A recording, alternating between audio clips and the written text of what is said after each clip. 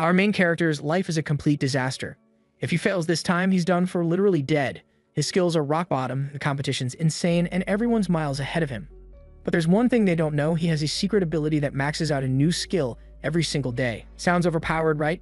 Not really, because all those skills are complete trash. Yet somehow, he's still aiming to become the world's most famous pop star. This time, our trash wakes up in a sketchy motel room feeling disoriented. Next thing he knows, he's about to piss himself. The ceiling looks all kinds of funky. This definitely isn't his room.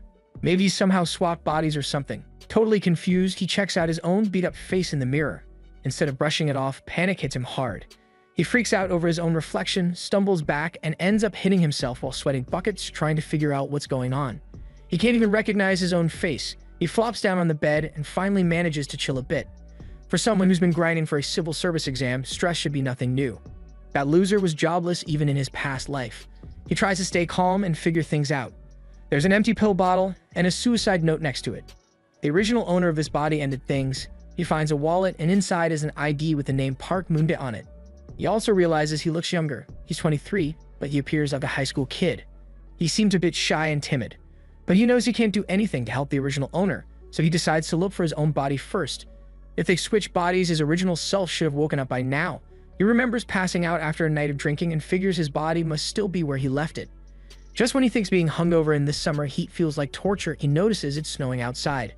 Confused, he remembers it was July when he got wasted and fell asleep. It's hard for him to grasp why it's winter outside. He starts to wonder if this whole thing is more than just a body swap. Maybe he's not even alive anymore. Next thing he knows, some girl drops off a ham and cheese ramen for him. That's when it hits him. He's chowing down on ramen at an internet cafe next to a motel. It doesn't take long for him to chill out. Even though the switch in seasons is a shock, it's wild to think that he's actually 3 years back in time. Around now, he was just getting serious about studying, but in this reality, his original self is nowhere to be found. No social media accounts, no university profiles, and even his old phone doesn't exist. So yeah, this isn't just some typical body swap. Honestly, he doesn't have many regrets about his old life since he lost his parents in a car accident when he was in middle school. Plus, he ditched his friends to go after his civil service job, so being forgotten wouldn't be surprising. He's still trying to figure out what to do next. He starts checking out the idol trends from this time and thinks it's a bit cliche, like one of those fantasy stories where someone suddenly swaps bodies and ends up in the past. He wonders if he's in some alternate dimension that's kinda like his original timeline. Maybe this is what people mean by shounen novels. If he's onto something, he wants to check out the status window, but then some idiot nearby is trash-talking his teammates, calling them useless for opening a status window instead of fighting, and it's just plain embarrassing. He starts banging his head, feeling like an idiot for thinking something cool would show up. But then out of nowhere, he spots something that grabs his attention. That annoying Discord mod decides he's going to be a hero and carry his teammates, but he gets totally freaked out when our guy yells like a little kid in a panic. He's sweating buckets from what he sees. There's actually a legit pop-up window right in front of him. Instead of the usual strength or agility stats though, he's staring at numbers for singing, dancing, and looks. It's way off from what he expected. Then it hits him. It must be idol stats. Looks like it's telling him he needs to become one. Out of the blue, an emergency quest pops up. He's faced with a wild mission: debut or die. If he doesn't manage to debut as an idol in time, he's a goner. He can't wrap his head around it. He freezes while some random girl asks if he's good, but then he bolts outside. There's no way he wants to face a lame death, just because he can't make it as an idol. In his past life, idols were wild and fans were totally obsessed with them. He used to snap pics of these girls just as part of the grind to make some cash. While in college, he earned his keep taking photos of idols for a fan site, diving into all the craziness that came with it. He was quick with his work and got a lot of love from his clients, but dealing with the chaotic crowds really wore him out. At one point, while snapping away, he found himself getting super into it. Now, he's pouring all of his effort into practicing his singing. He's kinda lost about what he's doing though. Glancing at the status window, he wonders if this is even important in action genres. It's like a stats sheet showing both his and his opponent's skills. His level actually goes up when he sings. Checking out what he needs to do, he starts sweating because it looks like there's a ton on his plate.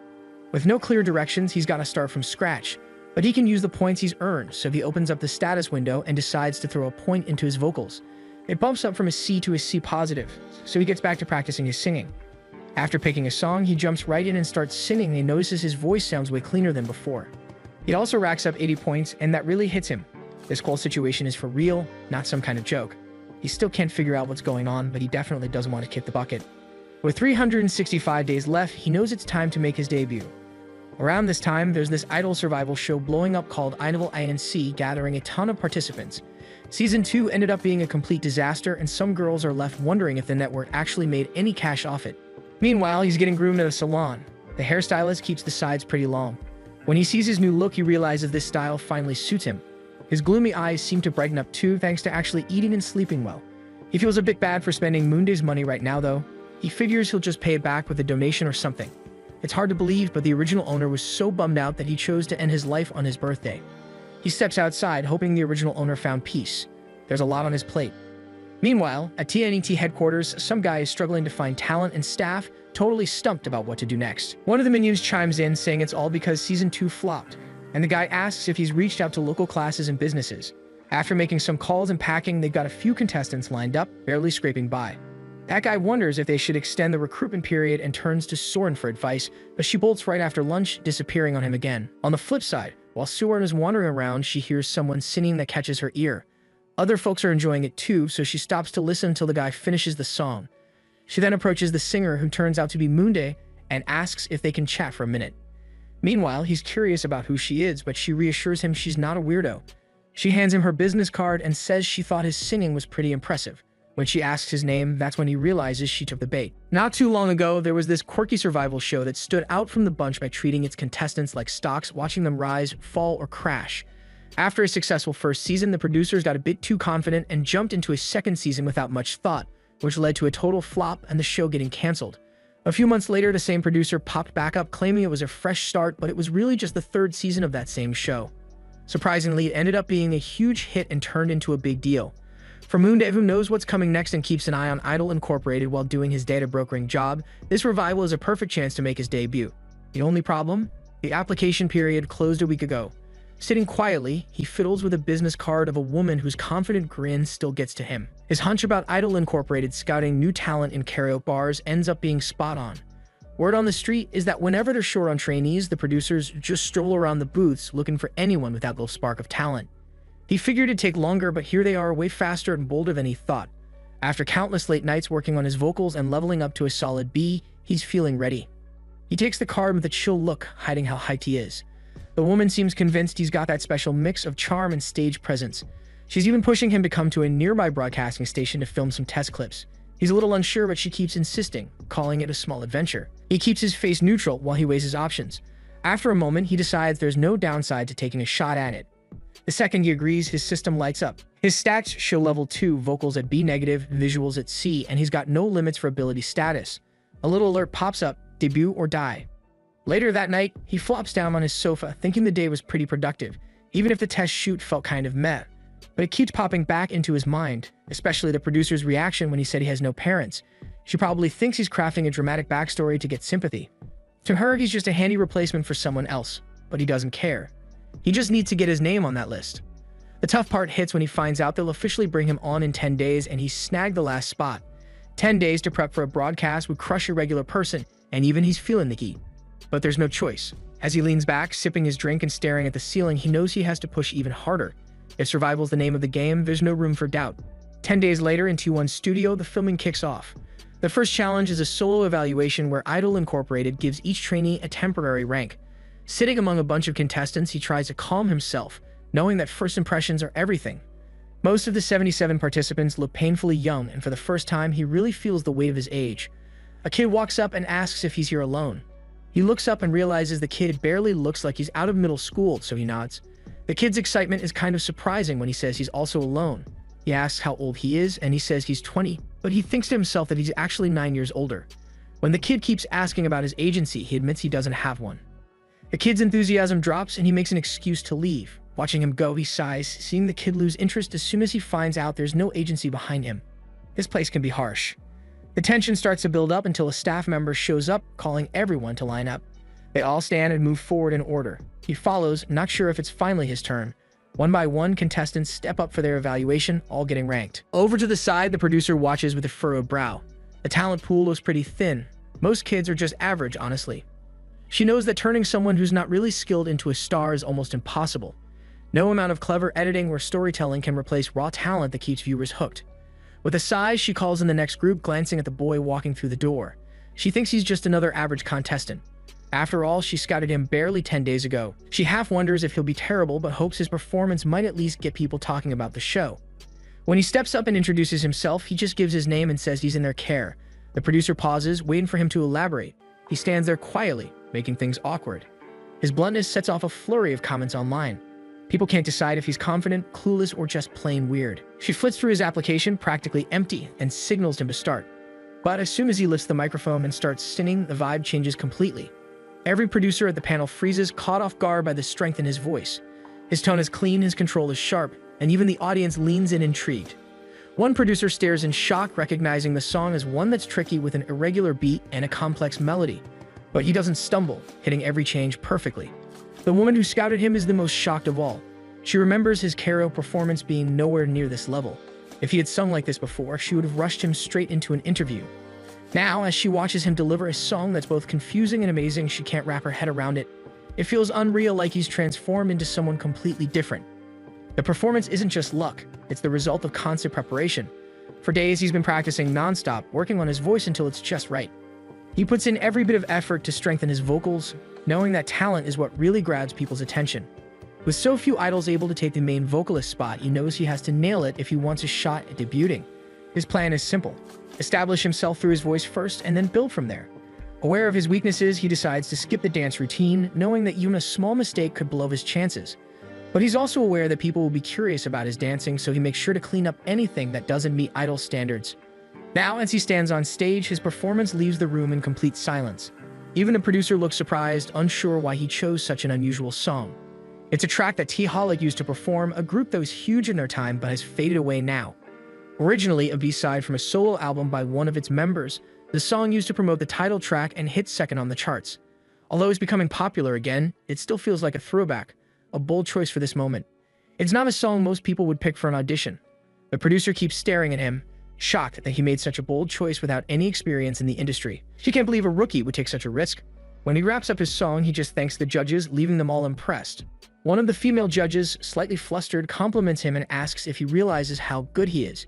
He downplays it, saying he just practiced hard, but another judge jumps in, claiming he must have some natural talent.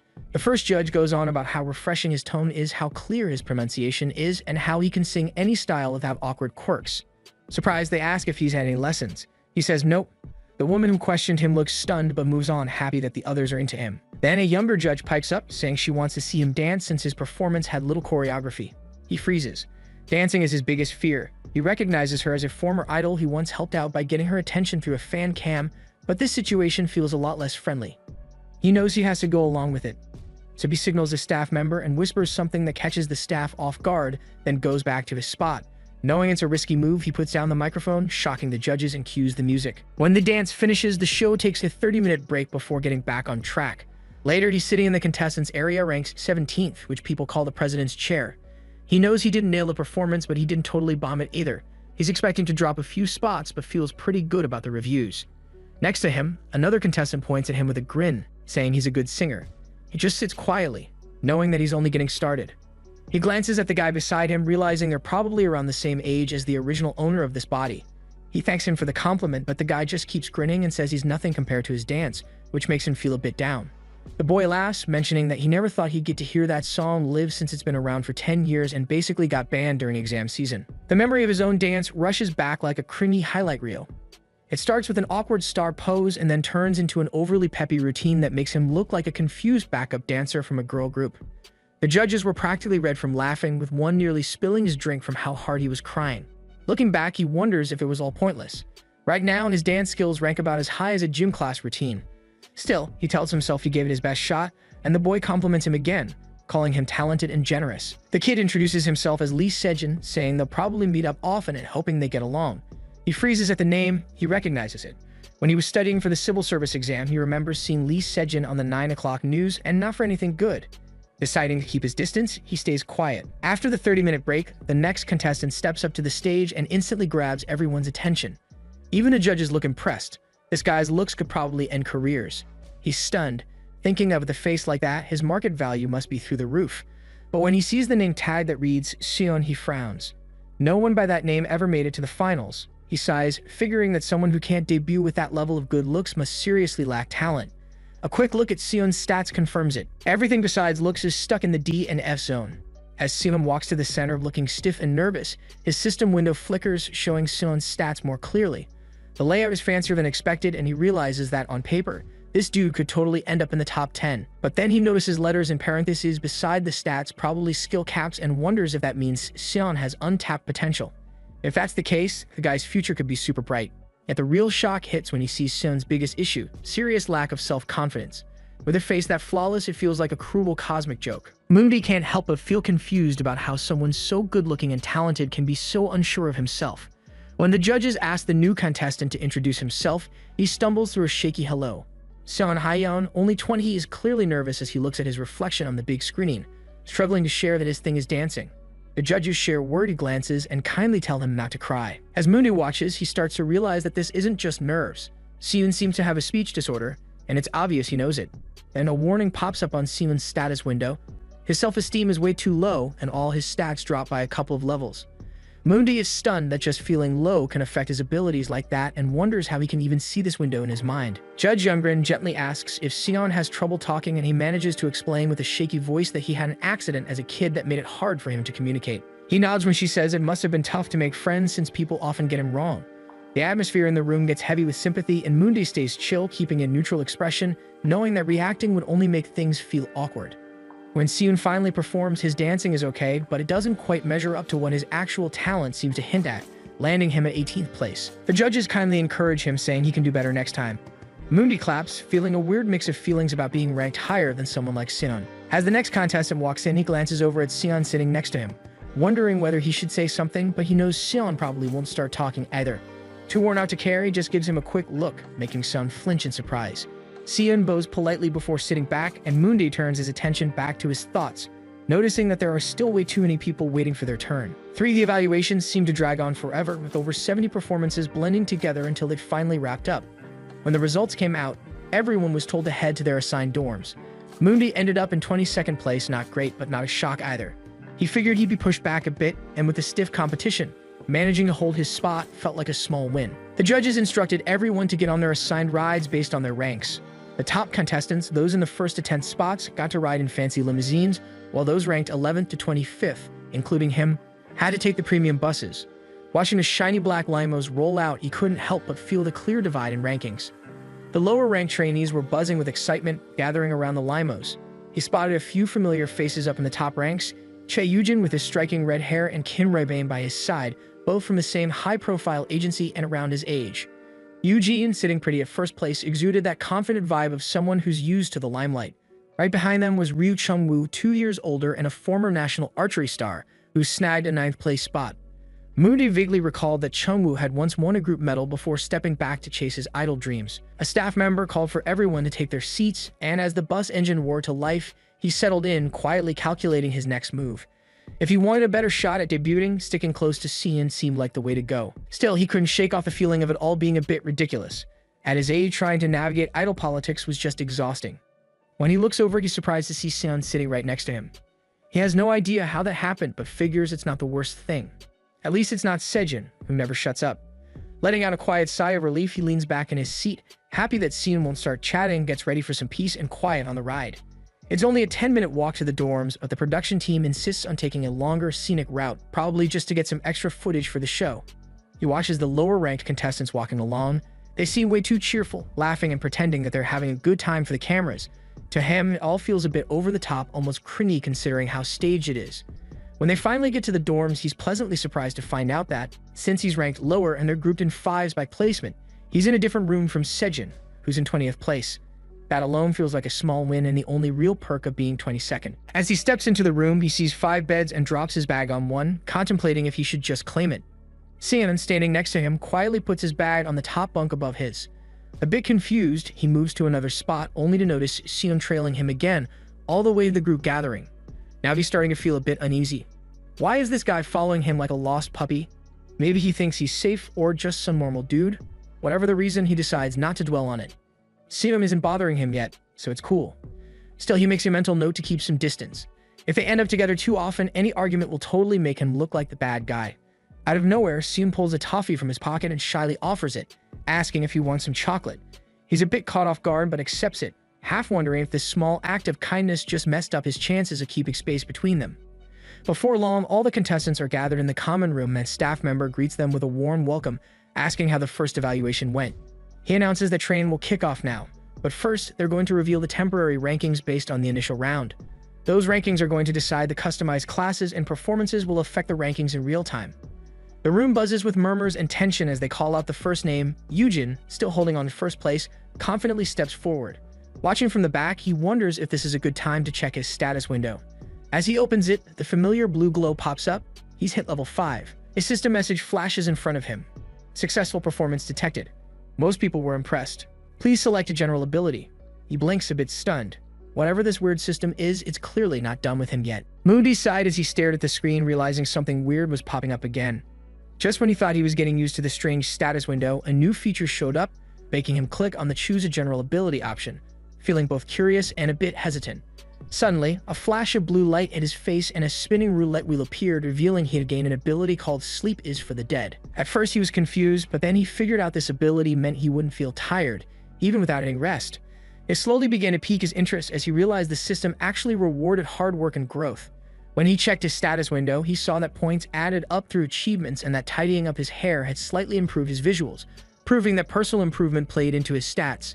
His dance and charisma scores had also gone up after his first performance, which felt like a real confirmation that his progress mirrored actual growth. When the staff called him to the stage, he stepped up to grab his badge and noticed his vocal score was the highest, while his dance score was the lowest. Looking at the other contestants, he spotted a few without badges, often labeled as F-rank online. While he thought starting from the bottom could have its perks, he felt for them and knew how discouraging it must be. Then his gaze landed on Lee Sejin, a nervous contestant he recognized from a blockbuster movie 10 years ago. Sejin had faded from the spotlight, and Moondig guessed he was probably here for a second shot rather than a debut. But then a darker thought crossed his mind. There was also a guy named Lee Sejin who had gotten arrested for drug dealing. The name coincidence felt too weird, making him wonder if it was just luck or something deeper. Shaking that thought off, he noticed that taller trainees seemed to have a better shot at debuting, which added to his anxiety. Soon the staff's voice cut through the buzz, announcing that the badge distribution by grades had wrapped up, and that the new Idol theme song for the season was about to be revealed. The title flashed on the big screen. It's me. As the video played, showing the original performance, the room fell silent in amazement. Mooney recognized it instantly. The song had been such a hit that it played non-stop for months. Even when he was just an engineering student, he memorized the main choreography. Confident that this familiarity would give him an edge, he decided to focus on nailing the dance and memorizing the lyrics. As the demo keeps going, Moonday starts to lose his confidence. The choreography got switched up. The new version has some tricky footwork during the chorus that he can barely keep up with. The smooth, catchy moves he thought he remembered are just a cover. The real challenge is in the complicated steps hiding underneath. Panic spreads among the other contestants as they realize how tough it is, with some saying they might not nail it even if they had a month to practice instead of just 10 days. Many are grumbling that the routine seems like it's meant only for experienced dancers. When night rolls around, Mundi kicks in his ability Sleep is for the Dead, deciding to practice all night without a break. Hours go by as he keeps repeating the choreography, pushing his limits until he starts feeling how heavy his body is. He notices he's put on some weight lately and figures he should start tracking his diet and calorie intake. Just as he gets ready to dive back into practice, dizziness hits him and he collapses on the floor, holding his stomach, feeling super hungry. That's when it clicks for him. The side effect of his ability isn't just tiredness, it's this constant hunger from not letting his body rest. As he catches his breath, a shadow falls over him and a fellow contestant kneels down beside him, offering a piece of toffee. When he looks up, he sees it's Sion, who quietly asks if Moonday wants something to eat. Moonday reaches out with a shaky hand to take the toffee, thanking Sion for the sweet gesture. Sion smiles and says he has more if Moonday wants another. While unwrapping the chocolate, Moonday glances at Sion and suddenly asks how old he is. The question catches Sion off guard and he hesitates before asking what Moonday means. Moonday explains that he's 20 and just wants to know Sion's age too. When Steven says he's the same age, Moonday nods and suggests they should probably talk casually from now on since they're peers. But then he quickly changes his mind, thinking it might be better to just keep it informal since they'll be seeing each other a lot. Still, the moment feels a bit awkward. Chatting so easily with someone his age reminds him that he's really young, even if it feels a bit strange to acknowledge. The next day, things in the practice room go from friendly to hectic as the contestants dive into some serious training under the watchful eye of their instructor. He's constantly shouting for them to keep repeating the choreography, and you can tell his patience is wearing thin every time someone messes up. When Moonday makes a big slip, the instructor points him out and tells him to perform solo. As Moonday starts dancing, the instructor lets out a big sigh, clearly not impressed. He tells Mundi straight up that if he keeps dancing like that, he won't stand a chance in the next evaluation and needs to pull it together. Mundi, feeling embarrassed, bows his head and says sorry. The instructor mutters, still frowning, that maybe he was too easy on Mundi with his first grade. Meanwhile, in another room, the judges get settled for the upcoming evaluations. The vibe changes completely when Youngrin walks in looking sharp in a well-fitted suit that grabs everyone's attention. With her confident walk and calm expression, she seems more like a company exec than a performer. One of the judges, half joking, asks if she's going for an interviewer vibe today. She just smiles and says she is, since it's an important day. 10 minutes later, all the contestants are sitting quietly in the waiting room, trying to stay calm as the staff tells them to not move. One of the staff members confirms over the walkie-talkie that everyone is in, and that the assignment will start soon. Seon's heart is racing, and he's breathing kind of unevenly as the tension in the room builds. Across from him, Mundi is staring at the ceiling, or at least where the ceiling should be, wondering why this place looks more like a temporary set than an actual studio. Suddenly, the staff makes an announcement. It's time for the ranking evaluation to kick off. A loud mechanical sound fills the air as the walls start to rise, revealing the judges' panel. Gasps fill the room as a legendary senior trainer pops up next to the judges, totally surprising everyone. With a calm smile, he greets them and asks if they're shocked by the setup. The staff, sounding upbeat, explains that this season is shaking things up with a new twist, the open group evaluation. From now on, contestants singing the same song will be both the audience and judges for each other. The trainees exchange wide-eyed looks. Last season was all about individual evaluations, so this is a complete game changer. The staff continues, saying that the final rankings will totally depend on this open evaluation format, and they'll go in reverse order, starting with the lowest-ranked contestant. The room gets tense as the first name called is Sung-koo. His eyes go big with panic. He clearly wasn't ready to go first. Before anyone can react, the staff announces that the evaluation has officially begun, and all eyes snap to him as he freezes. Mundi watches silently, realizing that the production team is using Sung-koo as a sort of test subject, like a psychological tactic to rattle everyone else. Starting with the lowest rank in front of the group is a harsh but smart move to shake their confidence. Sung-koo stutters an apology and says he can't remember the choreography. Mundi sees his composure slipping, and while he keeps a straight face, he gets what's going down. The producers are cranking up the tension, creating drama from stress and failure, a brutal but clever way to make the show more engaging. Next up is Kim Yum-do, ranked 76, but his performance is pretty much the same, tense, shaky, and forgettable.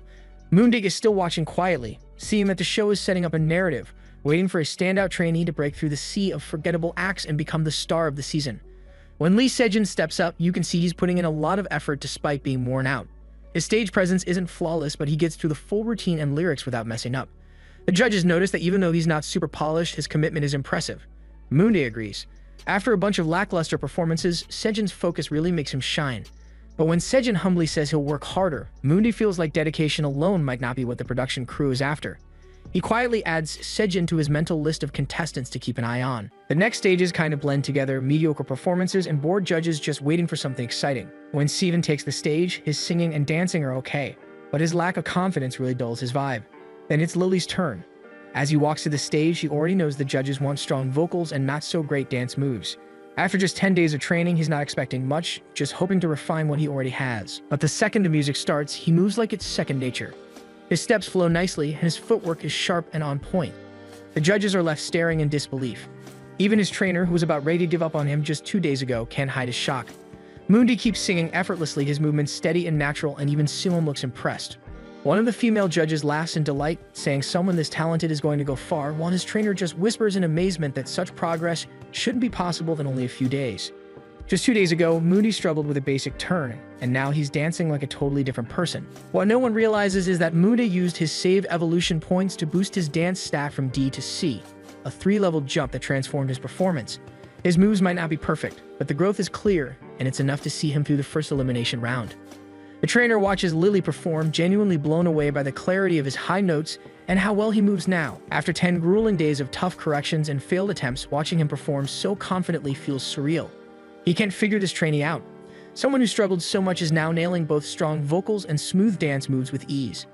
The improvement is incredible, and even the trainer has to admit it's impressive. As the music fades, Mundi bends slightly, out of breath but still managing a polite smile as he thanks the judges for their feedback. Just then, his trainer calls out to him, looking serious but with a proud grin. With a tone that's both firm and warm, he tells him he did a great job. For a moment, Mundi just stands there, surprised by the unexpected compliment. Then a smile creeps onto his face as he realizes his story arc has reached its perfect ending for this stage. The brown-haired judge looks pretty impressed, and just by her expression, Moondig knows his plan worked. She tells him she's proud of how much he's grown and that she really enjoys watching him perform, adding that there's nothing to critique this time. Another judge chimes in saying his hard work really shows and that he must have practiced like crazy to get to this level. Moondig breathes a sigh of relief, realizing he's dodged elimination for now. His trainer, still a bit confused, asks what he did in the last 2 days to improve so much when dancing used to be a struggle for him. Prepared for the question, Moondig coolly says he got some help from a friend. When the trainer asks who it was, he casually brings up Seon's name, making San sit up straight in surprise among the other contestants. It's the perfect distraction, though Moondig feels a touch guilty since Seon really did help him with practice. He mentions that his friend was patient and super supportive, knowing it sounds heartfelt and innocent enough to explain his sudden improvement. Yamgren also gives him some warm praise, telling him to relax a bit during performances, and he bows respectfully in thanks. As his turn wraps up and the next contestant gets ready, he can't help but smile. His plan worked, he seems sincere, and the feedback is all positive. When the staff hands out boxes for rank announcements, he opens his to find the letter C for dance staring back at him. Even with his progress, his rank hasn't changed. Before he can even process it, Seon rushes over, grinning and saying he got platinum, and thanks Moondig for his help. Lee Sejin even comes over to congratulate Seon, acting all buddy-buddy, which leaves Moondig confused since they barely said more than hi to each other until now. He doesn't even look at Seon and Lee Sejin chatting next to him, still trying to figure out how they suddenly became so comfortable with each other. Lee Sejin laughs, teasing that Moondig must be too moved to speak, but honestly he just feels conflicted. He can't wrap his head around how Seon managed to score platinum, but thinking back on the hectic evaluation, it starts to make sense. A lot of lower-ranked contestants lost their cool under pressure, and compared to them, Seon's performance really did shine. Pinning the badge to his chest, Moondig figures that the extra practice from the sleep is for the dead sessions must have helped too. Still, part of him wishes he'd gotten gold instead since he's the only platinum trainee ranked in the 20s. That's going to make him stand out more and attract unwanted attention, which makes him uneasy. He forces himself to stay calm and reminds himself to keep a positive outlook. As long as he debuts within a year and avoids any bad vibes, everything will be just fine. From now on, he decides to play it safe and avoid giving anyone a chance to criticize him. He's set on climbing the ranks quickly, so he's focusing all his energy on singing and dancing while steering clear of any unnecessary attention for the time being. Soon enough, rehearsal for It's Me kicks off, and a guy with glasses steps on stage, introducing himself as the main PD of the show. He spills the details about recording the theme song and lays out the schedule. First a dry rehearsal, then a costume change, followed by a camera rehearsal. The Platinum group gets an extra solo camera run since their clips will be shown separately, and the full performance is set to premiere next Friday on Music Night, marking their public debut. Excited cheers fill the room. Standing in the crowd, Moondig notices that the best dancers are up front while he's stuck a bit behind the gold-ranked trainees. Sejin leans over and asks if he feels even a little disappointed. Moondig keeps his cool and says he's not. Watching Sejin, who landed in silver, he thinks the guy might end up having a solid growth story leading to a debut. Nearby, a chatty contestant jokes that he'd be crushed if he were in Lily's position, and Moondig casually agrees, saying it makes sense for him. The guy teases Moondig about wanting more camera time, but he brushes it off, claiming it's just because he's good at dancing.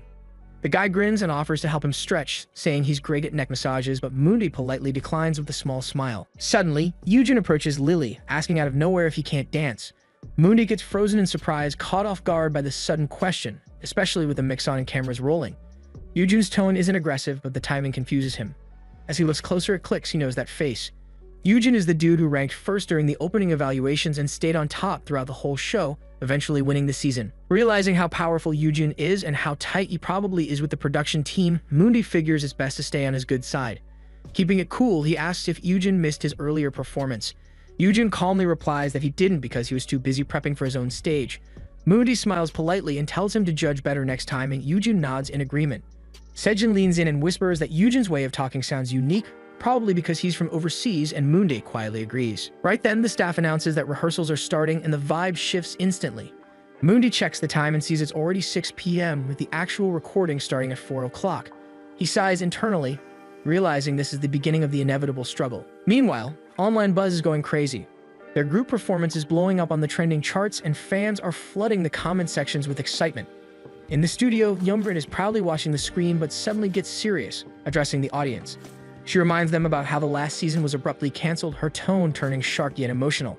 Then, with passionate conviction, she declares they owe the viewers an apology for that failure and promises to make things right this time. The audience is left stunned, confused about her sudden intensity and what she really means or what's about to happen next. Next, he's in this uniform and looks pretty confused when someone asks if he digs it.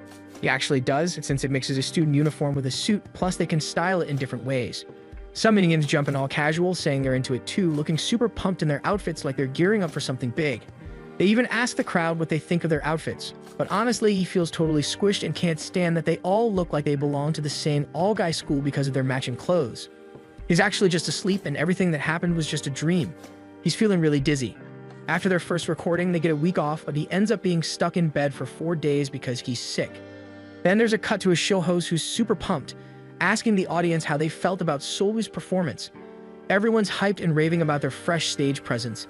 He catches all of this while trying to exercise. He never realized he passed out right after the recording wrapped up, so now he's determined to handle this busy schedule better. He knows he has to build up his endurance. He grabs his phone to check something and sees that it's about to happen. And then he spots a renewal offer. He scrolls through the chat where everyone's talking about stocks and lets out a sigh of relief. It's nice to see that people are still engaged and chatting about it. He can't help but wonder if the folks trash-talking it now will actually own any stock by mid-season. Knowing from Season 3 that things turn out well, he can feel the excitement bubbling up again. When Idol Incorporated pops up on TV, they start talking about their shareholders and even call them out directly. He starts to wonder if they'll actually be serious this time considering how harshly they were critiqued before. The head of Idol Incorporated genuinely apologizes, saying that to avoid messing up again, the audience now has full say. They can decide everything from who's in the group to how many members there are and even how they combine them. Shareholders can even kick out the members they don't like. He feels a bit lost because now the whole future of the company depends on the shareholders. It's hard to believe this is actually happening. This is how Idol Incorporated is renewing and getting back in the game. Later that night, as he's about to crash, he stays up to check out the reactions to the first performance. He checks out this news article saying Idol Incorporated. He glances at one of the contestants and kicks himself for not focusing more on his looks first. He knows that better visuals mean more media buzz, and since he just has average looks, he feels like he's got no shot. People are going wild over some contestants, and while it seems like everyone's got their opinions, the community forums are actually pretty critical of the show. It's kind of wild to see someone already put together a ranking chart. He scrolls through and notices a post about the Platinum ranking force. He sees familiar names like Kim and Changwoo. Then he spots his name at 6th place. Even though he wasn't on camera much, people are still calling him cute. Some are questioning how he even made it to Platinum, and others say he's not exactly super handsome. It's a weird feeling for him. He's never really experienced anyone spending time and money just because they like someone. He figures it's probably because he never took care of himself in his past life, let alone invest in anything. He's just sitting there, feeling a bit weird about all the attention he's getting. Then he starts to zone out, thinking about how he can step up his game next time. He decides to dish out his stats first, but then gets thrown off when a status window pops up, saying he's gained fame after impressing 1,000 people. Now he has to choose a general ability, and he can't believe there are rewards for this stuff too. He's not expecting much, but he's crossing his fingers for something that has to do with looks or charm. When the roulette finally stops, he ends up winning a silver rank hero ability. He feels pretty good thinking it's tied to his looks. It's a C rank ability that makes his words grab the audience's attention, and it's passive, so it'll just be there. He can't help but wonder why today feels so exciting. Then someone announces that Idol Inc. is back and asks if the contestants had a good rest last week and what they thought about their first performance on air. Lee Sejin looks surprised to see him. For the first round of Idol ANC, the guy announces to all contestants to come out and pick a ball from the box. On the other side, Sejin just can't shake off what he is seeing, that our guy has actually got a really amazing glow up. He keeps blinking for a bit, kind of wondering if his eyes are playing tricks on him or something. He starts to think maybe it's because it's been a week since they last saw each other, and you know, time sometimes changes how a person looks. Our guy looks very different now, almost like there's a new aura around him. Sejin thinks his face is literally shining, and it kind of feels like he has gotten a bit more handsome or maybe just more confident. But then he notices something weird. He spots An Hyeon standing behind him and wonders for a second if that's the reason. Then he ends up convincing himself that it's probably just because An Hyeon is handsome. Meanwhile, he stays totally confused and keeps stealing glances as if trying to make sense of what's happening. Next up, it's finally time for our guy to choose his ball. Sejin keeps pressing against him and nudging him again and again, and that kind of irritates him a lot. He rolls his eyes a bit, thinking how Sejin always acts like that. He also realizes that Sejin is actually quite sharp, which somehow makes it both funny and annoying at the same time. Our guy thinks that Sejin was partially right about everything, and he ends up getting number 12, which feels quite good honestly. Last night, when he got that ability, he was definitely taken aback. He thinks it's not a bad skill at all, and once it's activated, it will totally work great on stage. He even earns a point from today's broadcast, which adds a bit to his confidence. So he puts that into the visual since he thinks it's really time to climb over the walls and start ranking up properly. All the contestants now have their balls, and in front of them are monitors showing the names of several K-pop agencies. It looks kind of serious, like a moment before some huge reveal. Soon they will stand in front of the monitor that matches the number on their ball. There can only be 14 people at most for one agency, and if that limit gets exceeded, the higher-ranked contestants are allowed to push out lower-ranked ones to get into the team. It's a bit cruel, kind of like a survival game. As expected, our guy has to quickly cut Sejin off before he gets in the way. Meanwhile, Sejin, of course, keeps acting clingy and asks if he can't push him out, but our guy refuses with no hesitation at all. Sejin, noticing that he's at number 12, asks which agency he's planning to go for. He wonders if he'll pick one known for strong vocals or one with a lot of hit songs. But our guy decides that he'll choose based on the team members instead. He thinks all the agencies here are already super famous and have a ton of hit songs anyway, but what really matters are the people he'll be working with. That kind of surprises Sejin because it's not something he expected.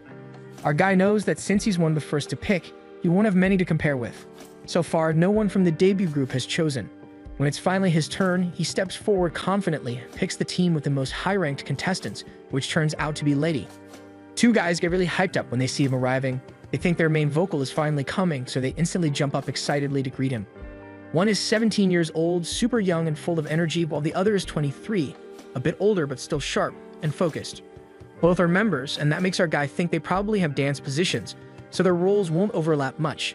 He feels pretty positive about it, and tells himself that at least they won't end up as victims of evil editing this time, which honestly feels like a relief. But then he thinks the real problem starts right after that.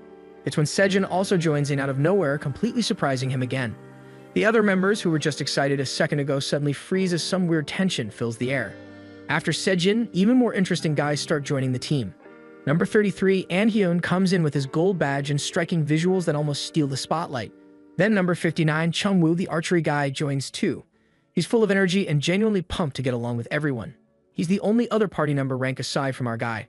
Our guy thinks that the higher the rank, the better the synergy will be, and if they all end up working well together, then great. Everyone is trying to get along, even Anhyun, but our guy can't help feeling kind of awkward about everything happening so fast. As the spots start filling up, the lower-ranked contestants begin getting pushed out one after another. Even the silver ranks are getting replaced, which is kind of expected in this intense setup.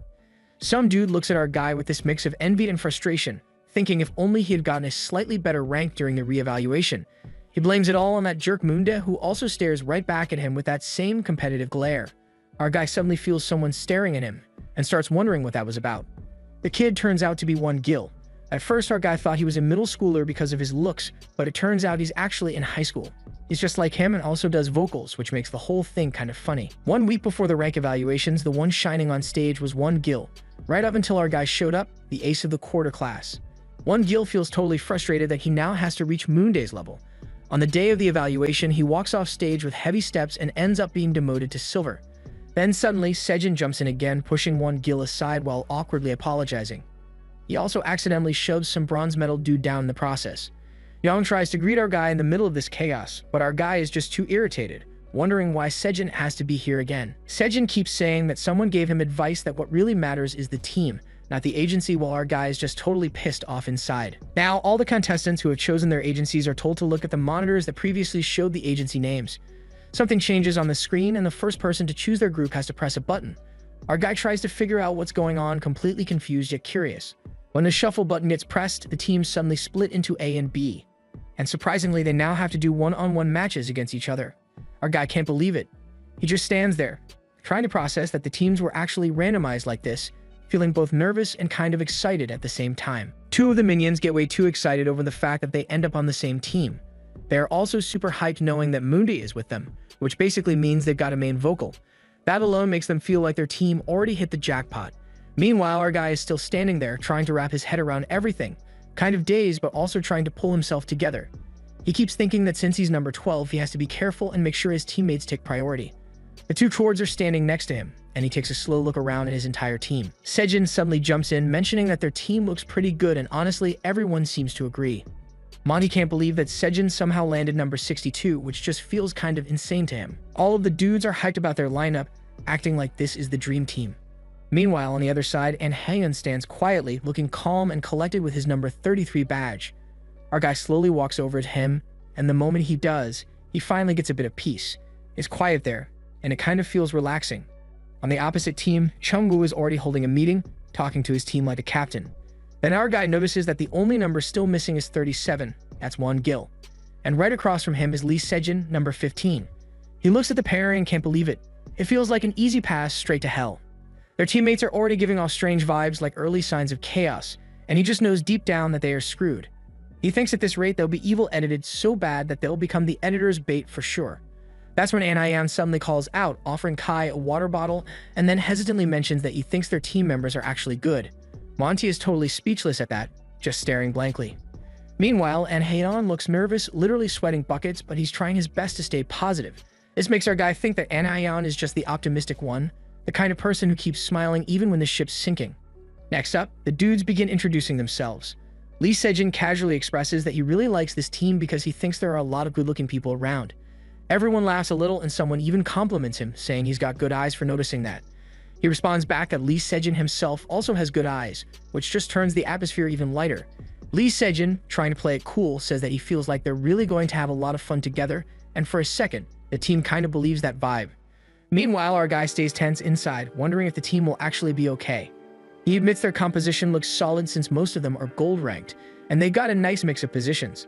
He thinks that as long as they pick the right song, they'll be able to perform decently. But he's still a bit worried about the 2 silver ranked guys. He knows if someone ruins the atmosphere, then it's over. They'll all go straight to hell together. He figures at least with Lee Sejin around, the team's mood might stay bright and manageable. Surprisingly, Bai Sejin also ends up on the same team, and Lee Sejin jokes that they should come up with a nickname to tell them apart. That kind of confuses our guy since he thinks it might just make things even more complicated. One of the guys suddenly starts giving everyone random nicknames for fun, and they all find it really funny. The atmosphere gets lighter for a bit, and even our guy starts thinking about it too. But then there's this weird silence that takes over while he's lost in his thoughts, totally confused about what's happening. Suddenly, the host's voice echoes, asking if everyone has familiarized themselves with their teammates, because it's now time to choose the songs. The monitor in front of them changes, and that same guy goes ahead to press the button for a randomized song. Everyone's hoping to land a good one. As the screen starts to shuffle, most of them quietly wish for the Tiger song since it's the most recent one and everyone who joined Lady probably came for that. Some others are hoping for VTIC, and our guy can almost feel their expectations just from their expressions. The shuffle keeps rolling, and after a moment, Anhyun shows up again bringing water bottles for everyone. The team really appreciates him for that, though a few guys still look down, already feeling unlucky. Then someone starts wondering aloud if there's ever been a girl group song in this kind of mission before. Lee Sejin comments that it's his first time seeing it too, and even jokes that maybe it's an error. But then the result pops up. It's Wet, a girl group song. Everyone freezes. They start to realize they came all the way to Lady expecting VTIC, only to end up with this. Haeun looks completely down, muttering to himself, feeling like they're doomed. He can't believe people like them have to pull off a fairy concept. The entire team falls silent, just trying to process it. On the other side, our guy Moondae listens to the song quietly. He knows there's nothing they can do since the song is already locked in. He feels like the directors definitely tricked them this time, setting them up without warning. No one could have guessed they'd end up with Into the New World by Squeaky Sweet. That cute fairy-like concept. Into the New World is actually the debut song of Laddie's girl group, Squeaky Sweet. It is before they became popular through their unhinged, cute concept of pop cones. They have released a flower fairy-themed song trying to express a girl's innocence. But at the current moment, these guys doesn't seem like flower fairies at all. The girl mentions that for the song, they must sing pretty and clearly. She goes on to ask why they are like just singing in tune. She mentions there is simply no loveliness or dreaminess. She asks if they are that embarrassed to sing it. Our guy kind of agrees because honestly, she is right. Their team feels lost and kind of struggling at this point. He asks himself what exactly is their end goal for this performance. Then this guy comes up asking who about the choreography for this. Hashin mentions the team, the members who were a bit familiar with the dance. But Sejin mentions they all did it together. Still, none of them catches the eye of the judge, and he mentions it is bland. He even says it feels like some kind of random talent show or something. Their opponent Team B was already excited to do Sangung and has already memorized it, and he mentions this is a girl group choreography. So he asks if they should not be picking up their pace. But they're just a bunch of guys around high school, so things are not that easy. Our guy thinks with a troubled heart about how their bodies could even follow that. The judge notices that those guys have some kids who are below average, and our guy thinks that even he barely managed to memorize the choreography, so he thinks it makes sense that the trainers are uninterested. This is when he mentions he goes on to Anhyun, who is sweating buckets. He notices that he majored in modern dance and asks why his expressiveness is worse than Moondae. Our guy can't believe this because Anhyun was the one who taught them almost 80% of the choreography. And the trainer even remarks that Moondae is even better at singing. The instructor is fuming at An-hyun and keeps pushing him, asking if he thinks people will continue to go easy on him when he debuts. He asks him if he wants to hear that he is worse at dancing than the kid who was chosen for singing. The instructor mentions that if he is going to keep at it like this, then he might as well just give up. The instructor tells them to think of another concept. He mentions whether they arrange the song or put an emphasis on the original. He tells them to come back once they have made a decision, and all of the minions comply to do so. Everyone just quietly accepts because they know he is serious. So this starts to make them wonder if they should have a meeting at our guy's place, thinking if they should slowly get started. Sejin mentions that based on the feedback they received, it tells them to start deciding the concept. He asks if everyone is satisfied with their assigned parts. He mentions that Mond is the main vocalist and Sejin is the main dancer. However, Won-gil mentions that the key doesn't really match in well. On this, Sejin asks if the other parts aren't too low. As Won-gil is a vocal, Sejin mentions that there is only Mond's part, but his lines are even higher than the Won-gil's one. Meanwhile, our guy thinks it will be easier if it is way higher. Meanwhile, Won-gil thinks it will be easier if it is way higher too. That small thing catches the attention of our guy. He starts thinking that this is why the group projects are unreliable, because things are completely going his way. And because things are completely going his way, Won-gil is actually trying to mess things up a little. Sejin goes on to ask our guy if he wants to switch with him. That thing surprises Sejin. Won-gil starts to tease up, kind of acting smug, mentioning that he should help him on the parts he is having trouble with. As our guy can't just give away his part like that, he gets irritated because it feels like this isn't the first time this has happened. He mentions it is alright if they switch as he thinks it is better to switch earlier only if he can't do his part. Our guy also decides that he will be taking the Sejin's part in the bridge. On this, Sejin gets surprised out, almost caught off guard. And on the other side, our guy mentions that Sejin said he could not do that part, so he decides he will take it since he can't do it. On this, Sejin gets really worried. And our guy mentions this is what he has been talking about when they were first learning the choreography. On this, Sejin asks if he knows how Squeaky Sweet is normally cheery and energetic. And he asks why don't they try and emphasize that by showing the dashing charm of an innocent yet powerful youth. Hyun also gets the idea, mentioning if it is kind of like that fan cam where he and Sunbae were in the rain. So they can keep a similar concept to Squeaky Sweet in their prime. Sejin also mentions they even have a Munda who dances to the popcorn theme. Sejin asks if they don't think they will get a positive response on this. Meanwhile, this thing makes our guy think that he prepared for this. Sejin ignored the issue until he received their first round of feedback. So once his teammates become disheartened, they would listen to him without objections. This powerful youth concept is advantageous for the current main dancer, Lee Sejin. So Sejin must have realized that An-hyun, our dance major, suited the original song's concept better. Our guy doesn't know if this is something innate or if Sejin is being intentionally calculative. At the day of the competition, in front of the T1 studio, the people are lining up to see the performance. There is this girl also in the crowd and she thinks this whole situation sucks. After her train for years drove under the influence, she got angry and came to see the talent show of some guys she doesn't even know the face of. She thinks her whole life is kind of a mess. She's actually here for some pictures to sell them if it makes money. Recently on the internet, 113 has actually become some kind of punching bag for anyone who gets bored. It's like whenever people have nothing to do, they just find something or someone to criticize online. Forums and the internet in general have always been like that anyway. Despite it being just the first performance and only the member profiles being released, this whole controversy still ends up being the weird kind of publicity. It's annoying, but at the same time, it works. So at the first team round of Idol INC, the host mentions to the shareholders that the odds of getting into the audience for the pre-recording of this competition were an astonishing ratio of 27 out of 1. He is sure they are all wondering what the first competition is even about. The contestants will be performing their own versions of hit songs from Korea's representative agencies. After the performances, people will vote for their favorite team and contestants. The most popular contestant in each team will receive a great advantage. And with that, they are about to begin the very first team round of Idol INC. That girl in the crowd is just sitting there, honestly kind of impatient, wondering when they are gonna start the concert already. The first round of the competition finally begins and the teams start to bring out their performances with everything they have got. The girl in the crowd isn't expecting much anyway, but when she watches, she thinks with the level these kids are performing, it kind of feels like a waste of camera memory. She even wonders if that rumor about them choosing part-timers as contestants was actually true. The next performance comes from a trendy agency which is known for mastering sexiness. That's Traveler. That's when Yujin jumps onto the stage, and his presence is actually a bit more spectacular than expected. The girl in the crowd can't believe that the center of its me is Yujin, and she can't believe he is just a trainee despite how good he is. People start to think he is definitely the center for a reason, and he already has that aura like a phantom, even though this is just the first competition. Now that our guy thinks about it, this team also has another handsome guy, Raben, the trainee from the same agency as Yujin. People really like their performance, and the host also reminds them that if they think it's amazing, they have to press the button now. The girl in the crowd thinks that if only they were vocalists, she could have gotten better photos. so she decides to at least take a lot of shots to sell later if they make money. Some of the people even start thinking that maybe after this round, there won't be much left worth watching anyway. The girl in the crowd starts to think if she should just head back since she feels like, besides Chungwoo, she's already seen most of the famous kids. The next performance comes up from VTIC, who recently won the grand prize. The contestants will be covering a song from their agency, which is Letty.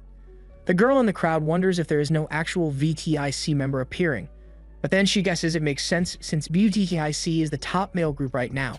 She thinks back and wonders what her idol was even doing when VTIC hit 1.2 million sales in the first week, and remembers he was out drinking and smashing his foreign car. Next up, the host mentions the next contestants are the Flowers and Fairies of K-pop. Their debut song changed the love of the general public through their refreshing and youthful charm. The girl can't believe it. It's the song Into the New World from Squishy Sweet. Letty doesn't necessarily mean a verdict here. The host tells all of the people to enjoy their performance. The girl in the crowd starts thinking she should get ready while it's still dark so she can head back soon. She thinks she is just gonna take a few photos since they are busy talking anyway. But suddenly, something catches her attention out of nowhere. The whole atmosphere of the podium just completely shifts into something dark and cold, and she can't even tell since when they were already standing there.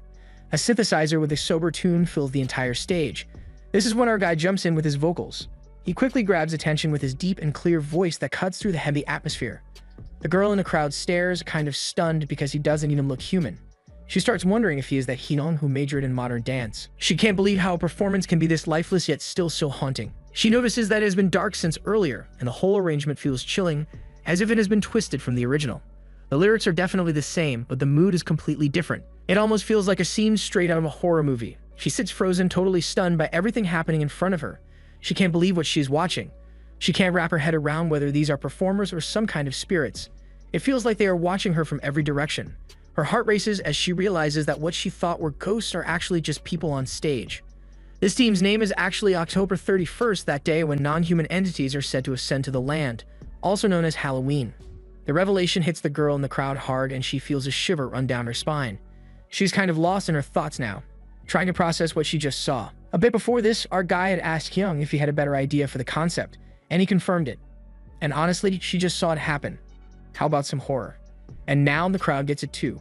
It's eerie, it's bold, and it's unforgettable. Hyung turns to the guys and asks what they think about a Hollywood-style horror concept.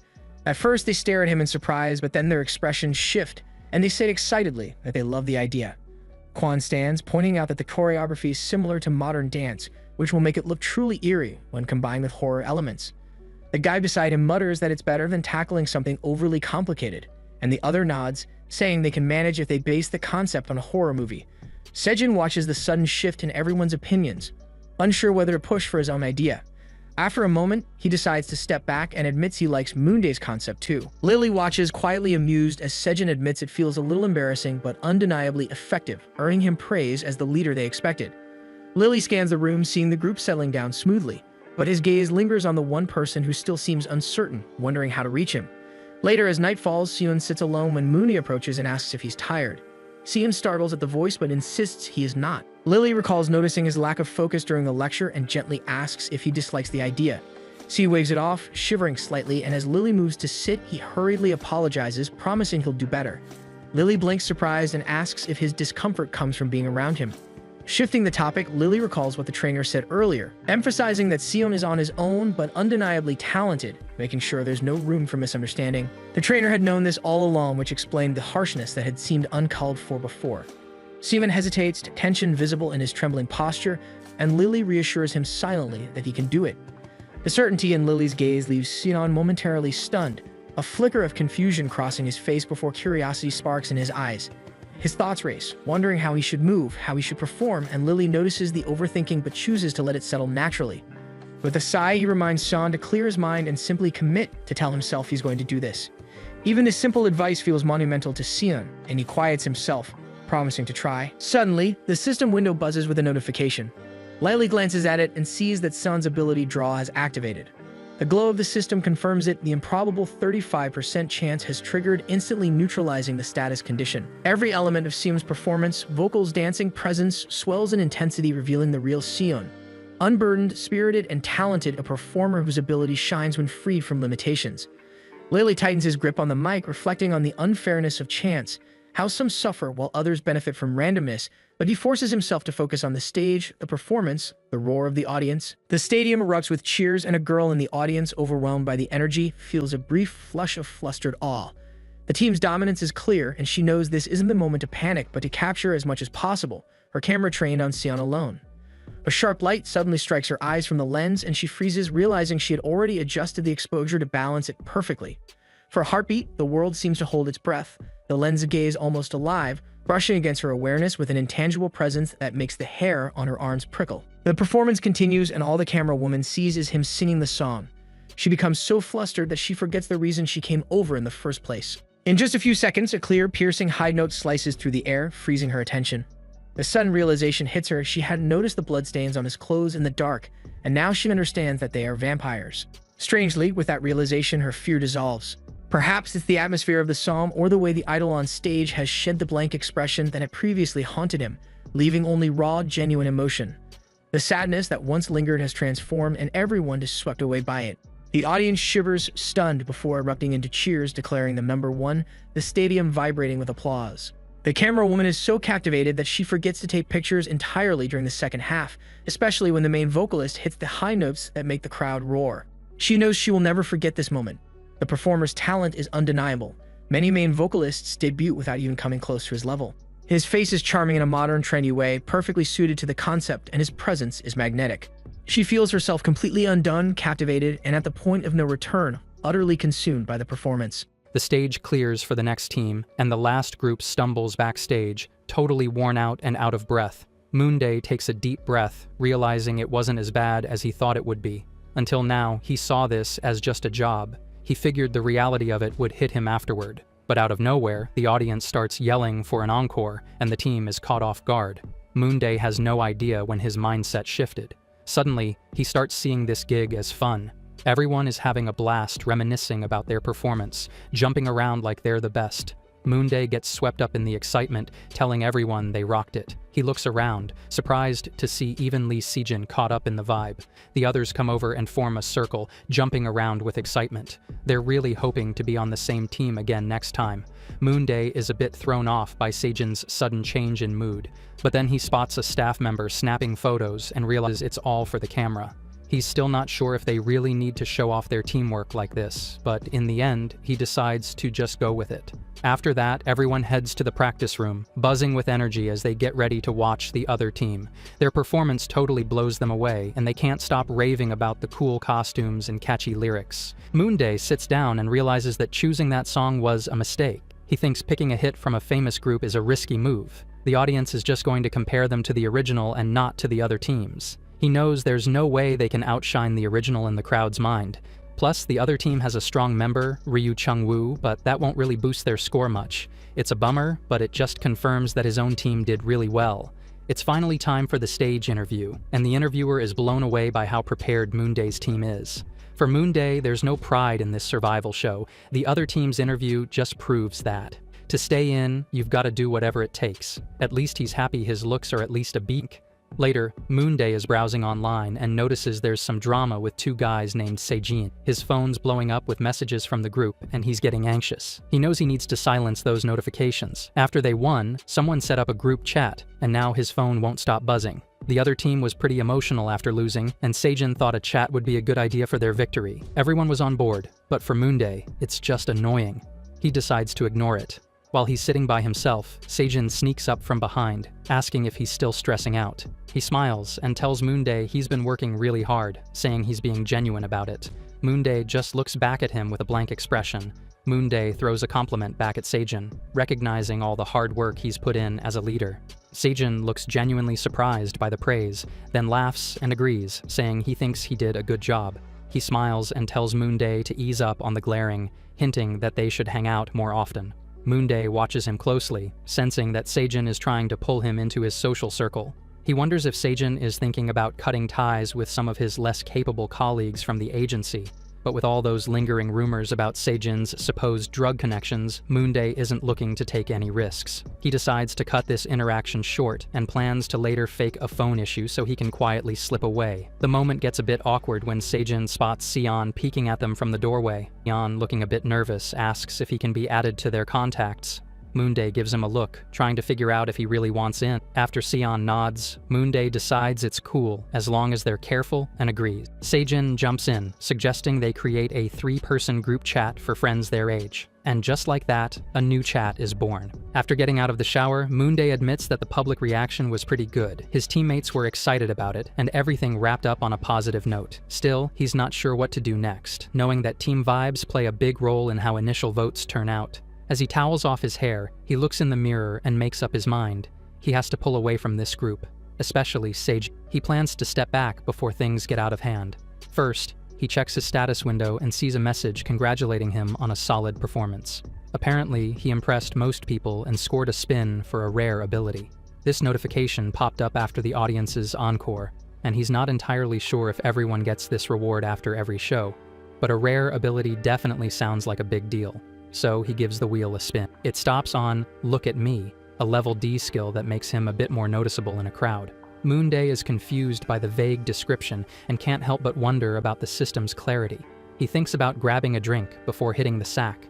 Just then, his phone buzzes with a message from Lee Seijin, who jokingly calls him out for ignoring the group chat and labels it a bold move. Moonday says sorry and explains he doesn't check his phone often. Seijin insists he should check the chat. As he scrolls through, Moonday sees the crew sharing their thoughts on the recent broadcast and updating each other on their lives, all bragging about their wins. Then a message from Seijin catches his eye. He jokes that Moonday must be washing his face with some high-end water from the broadcasting building because he looks even better every time they meet. Seijin begs him to spill the beans on his dermatologist's secrets. Before Moonday can think of a response, everyone else logs off. He powers down his phone, ready to call it a night since he feels like he's hit his social limit for the day. 5 days later, we find ourselves on the top floor of the T1 Convention Center, where all the contestants line up on stage. A staff member announces that everything will kick off once every reporter is here. It's now 5 days until the first episode drops, and the first big event for Idol Inc. is finally happening. Moonday stands with the other trainees, knowing he needs to really shine to grab the photographer's attention. He figures his looks need to be A-rank to stand out, but he shakes his head, realizing that no matter how hard he tries, he's only got B-level visuals for now, so he decides to just stay put and see how things unfold. Sion shows off some incredible looks and hands Moonday a pack of vitamins. Just then, Seijin pops up from behind and asks if there are any vitamins for him too, which totally gets everyone nearby buzzing. Moonday swallows hard in confusion, wondering if Sion is just a kid. Then, Cha Eugene, the top trainee, comes over. Moonday is left scratching his head, not really getting what's going on. Eugene gives him a nod, and Moonday asks if he means the performance of the top team. Eugene gives him a thumbs up and goes on about how much he loves Moonday's stage presence, saying he wants to be on his team next time. Moonday thinks it over and says he'd be down if he could, but he's not sure if Eugene is trying to control him or just recruit him. A gloomy thought hits him.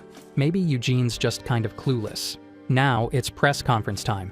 Moonday knows he has to focus. It's really a dog-eat-dog world, and only the toughest survive. The rules of survival haven't changed throughout history. To make it through, he's got to use every advantage he can get. Suddenly, standing in the crowd of contestants, he yells that he'll boost their stock value, even though he cringes inside at how cheesy it sounds. As they step outside, a crowd of reporters rushes at them, yelling their name. Moonday freezes up when he hears multiple voices calling for him. The contestants quickly find themselves surrounded. Noticing Sion looking a bit lost, Moonday pulls him closer, suggesting they take some pictures together to help deal with the chaos. Seijin spots their confusion and jumps in too, sliding right into the frame. Moonday is surprised by this and starts to feel uneasy about them getting closer. He realizes things are getting out of hand. Ever since that group chat started, they're now being photographed as a trio, making it seem like they're best friends, and it's starting to feel like a done deal in the public eye. His train of thought gets interrupted when he spots a woman in the crowd of reporters. She looks familiar from back in the day. She used to run a fan site and bought data from him every now and then. The main vocalist she was into just got caught up in a drunk driving scandal, and he can't help but wonder if she's turning her attention to him now, but that thought passes quickly. He realizes her being there could actually be a good thing. She takes great photos, and getting them out there before the first episode drops would be awesome for exposure. Later that night, the editing room is buzzing with chaos. The directors have wrapped up the first cut, but are now going back and forth about which contestants should get the most airtime. One exhausted staff member yawns and points out that the director keeps going back to certain clips. He throws out the idea of focusing on an underdog story, mentioning it would simplify things for the writers too. The lead director shoots him a look, saying she'll think about it, but at the end of the day, only viewer ratings really matter. The first episode is going to be a special 2-hour show. Moonday is freaking out as he watches the preview material, which shows real, unfiltered internet comments that are just blurred out. He downs his drink, trying to convince himself that the show's premiere is something to celebrate, but all the contestants have been shoved into a studio to watch the first episode and film delayed reactions. He's so exhausted he feels like he could just collapse any second. Still, he knows he has to stay sharp, watching the audience's reactions to plot out his survival strategy. From what he can tell, viewers love Wongil's cute expressions, though some find him a bit too clingy. Then there's II3, who goes viral just for being super tall at 187 centimeters. Not only is he tall, but he's also got a solid build and good looks, which quickly make him popular. Moonday checks out the online reactions and sees most of them are pretty positive. The character development and screen time seem pretty balanced, especially since a lot of his teammates are featured, so their growing fame helps him too. But he knows that his own screen time is the most important factor. His browsing takes him to a hot new topic. He clicks on it and finds it's about Sion and Cha Eugene. A wave of dread washes over him. It's the same stuff they saw earlier. He feels a twinge of gloom, thinking back to his own embarrassment. He wanted to come off as someone who gave his all even though he wasn't the best dancer, but the edit made him look ridiculous with this weird, intense focus. At first, he was worried about becoming a meme hurting his rep, but the comments are actually way more positive than he expected. It's hard to predict what's going to trend online, but he realizes that his genuine vibe during that part really clicked with people. He's honestly surprised that the editing and public reaction turned out way better than he thought. In the end, the good result makes the unusual approach worth it. Out of nowhere, his system alerts him that he's made an impact on 50,000 people and gives him a shot at a real ability. He starts to wonder if all this buzz is just from one episode, and if he's ready to take the next step. He went viral not because of anything wild, but for his chill vibe and a voice that really connected with the audience. Because episode 1 blew up, more and more people are starting to remember him. He scrolls through different monitoring sites and sees his name ranking pretty high. But it's a bit of a mixed bag, with both positive and negative feedback coming in. The top comments are mostly good, but the dislikes are pretty noticeable, especially when he compares himself to someone like Cha Eugene. At least the dislikes are only in the double digits. He's feeling a bit stuck on what to do next. Should he push back against the way the show has portrayed him? He knows that audiences often warm up to someone who seems a bit aloof at first, but later shows they're friendly and easygoing. Thinking back to his blunt intro, he realizes viewers might connect better with him if he shares a more relatable side. He's looking into individual PR videos, really honing in on his goal. The next shoot is all about these personal introductions, where all 77 participants will get to show themselves off to the live TV audience. It's a perfect chance for him to connect with viewers without any meddling from the producers. With just 3 days left until the shoot, he figures he needs to hold on to his unique trait, especially after using it just yesterday in a pinch. Until then, he's all about diving into as much research as he can. 3 days later, in the dorm conference room, the leader asks if everyone's ready, and the response is a bunch of excited cheers. They're about to kick off a treasure hunt, and everyone bolts out. Just 10 minutes before, 2 guys were being way too affectionate with Moonday. He looked at them like they were crazy and asked what was going on. They told him they were just hyping up the star of the first episode, saying he's totally on his way to being a big deal now that people loved his mix of humor and skill. They even called him a superstar. They also mentioned how bummed they were that he never chats in the group. Then, out of nowhere, they turned their attention to Sion, who panicked and insisted he was only there by chance. Moonday figured out they were just messing with him because they were so excited, especially since the cameras weren't rolling. A staff member caught their attention and mentioned that they seemed to already know what the day was about. He let them know that they would be meeting with shareholders from all over the globe who had been waiting for them, but there was also a special mission, specifically an ultimate broadcast PPL mission. He showed them a screen that laid out how they needed to promote different products while hosting a live show. He reassured them not to feel let down about the commercial vibe of the event since the T1 projects really have a lot of potential depending on how they're utilized. This event could really help their unique vibes pop even more. Moonday gets it. It's going to be packed with ads everywhere. Then the staff kicks off this crazy 15-minute treasure hunt, and suddenly, over 70 guys are charging off in a frenzy. While everyone else is zooming around, Moonday just stands there, thinking that his best bet is to sneak out the back. He slips outside for a breath of fresh air, hoping to find some peace, but before he knows it, someone's right there in front of him. The guy suggests teaming up, catching Moonday off guard as he wonders how they even tracked him down. The duo, Hyung and Sejin, seem super pumped and say they're going to shadow him everywhere. He thinks to himself that having 2 extra guys around is a bit annoying but totally doable. So he turns toward the warehouse and tells them to stick with him before the others catch up. With just 15 minutes on the clock, they start frantically searching. After looking around, someone remembers the cafeteria. That's where they find 2 balls, 1 gold and 1 silver. Moonday figures out that these balls stand for different rankings. Once they finish up in the cafeteria, he notices that his 2 friends are surprisingly reliable. They're flexible and know how to play to their strengths. He even remembers that he wasn't annoyed with them during practice, and thanks to their teamwork, they've got a solid haul, 4 gold, 2 silver, and 4 bronze balls. They sit down, realizing they can't find any more, and start sorting the balls by color. They decide to give Moonday 2 gold balls for letting them tag along, which makes everyone happy. Moonday thinks he should throw something into the mix, so he says he'll skip the bronze balls, letting them take 2 each. Out of nowhere, an announcement blares that there are only 200 seconds left, telling everyone to head over to the staging area. The 3 of them decide to make their way there, wishing each other good luck. As the clock ticks down, contestants start gathering around. Moonday figures that 2 gold balls have got to be better than a bunch of silver or bronze ones. Then, he spots something that totally freaks him out. The golden balls pop open, and he finds a tag for a guitar inside one. He quickly opens the second one and freaks out when he sees a flower crown.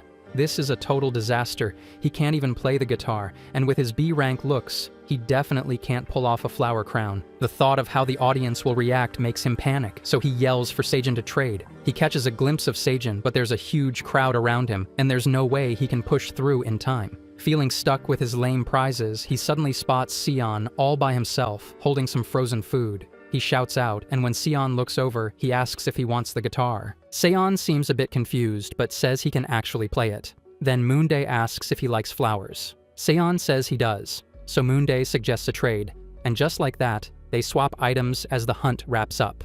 The leader calls for everyone with a treasure ball to come together. Moonday can't help but smirk, thinking this has turned out to be a good partnership. But then he realizes he gave away 2 gold balls and only got a bronze one back. Not exactly a win in his books. With just 10 minutes to go until the live stream, everyone starts getting ready to put on their best show for the audience. Finally, it hits 8:00 p.m. Time for Moonday's group to shine.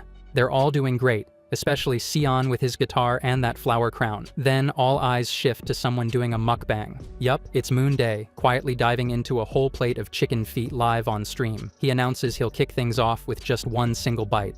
The chat blows up with viewers confused, wondering if this is a punishment or just a weird choice, while some are just excited to interact with him. The viewer count skyrockets to 5,900 as people get hooked on his quirky eating style. Moonday notices he's already polished off half the plate. He thinks about revealing his secret weapon and finally shows off some kimchi mayo kimbap. He points to it, saying he'll munch on it along with the chicken feet, confidently predicting this will push him over the 10,000 viewer mark. A feat even pro streamers have a hard time hitting. He decides to thank the audience for tuning in first, and just like that, the time runs out. Moonday quickly says goodbye to everyone on screen. Once the stream ends, he doesn't even get a chance to check the results. The leader made an announcement, giving everyone props and throwing in an extra 5 minutes. He mentioned that viewers could support the participants with super chats, and any donation over 10,000 won would show up as a message on the participant's screen, with the full amount going to them. That was it. Moonday set his screen aside and got back to work. Donations started flooding in through the special chat. People were impressed with his conversational skills and began donating, leading to a wave of questions popping up on the screen. The extra 5 minutes really light up the room. Moonday is staring at the screen, totally confused. Why is everyone so obsessed with his relationships? His chat is blowing up with questions about his close friends. He knows naming names is a bad idea. It could shift the spotlight away from him and make any future split super messy. So he decides to dodge the question completely. He calls it a spoiler and switches to a different subject, all while the donations keep coming in. At one viewer's request, he even sings a little. But as he reaches the middle of the song, the timer is almost up. He stops abruptly, announces it's time to say goodbye, thanks everyone for tuning in, and tries to answer more questions, but suddenly the stream cuts off. The audience buzzes, bummed that they can't chat more. The comments explode with their excitement. Moonday looks through them, surprised. They're talking about him like he's a real celebrity.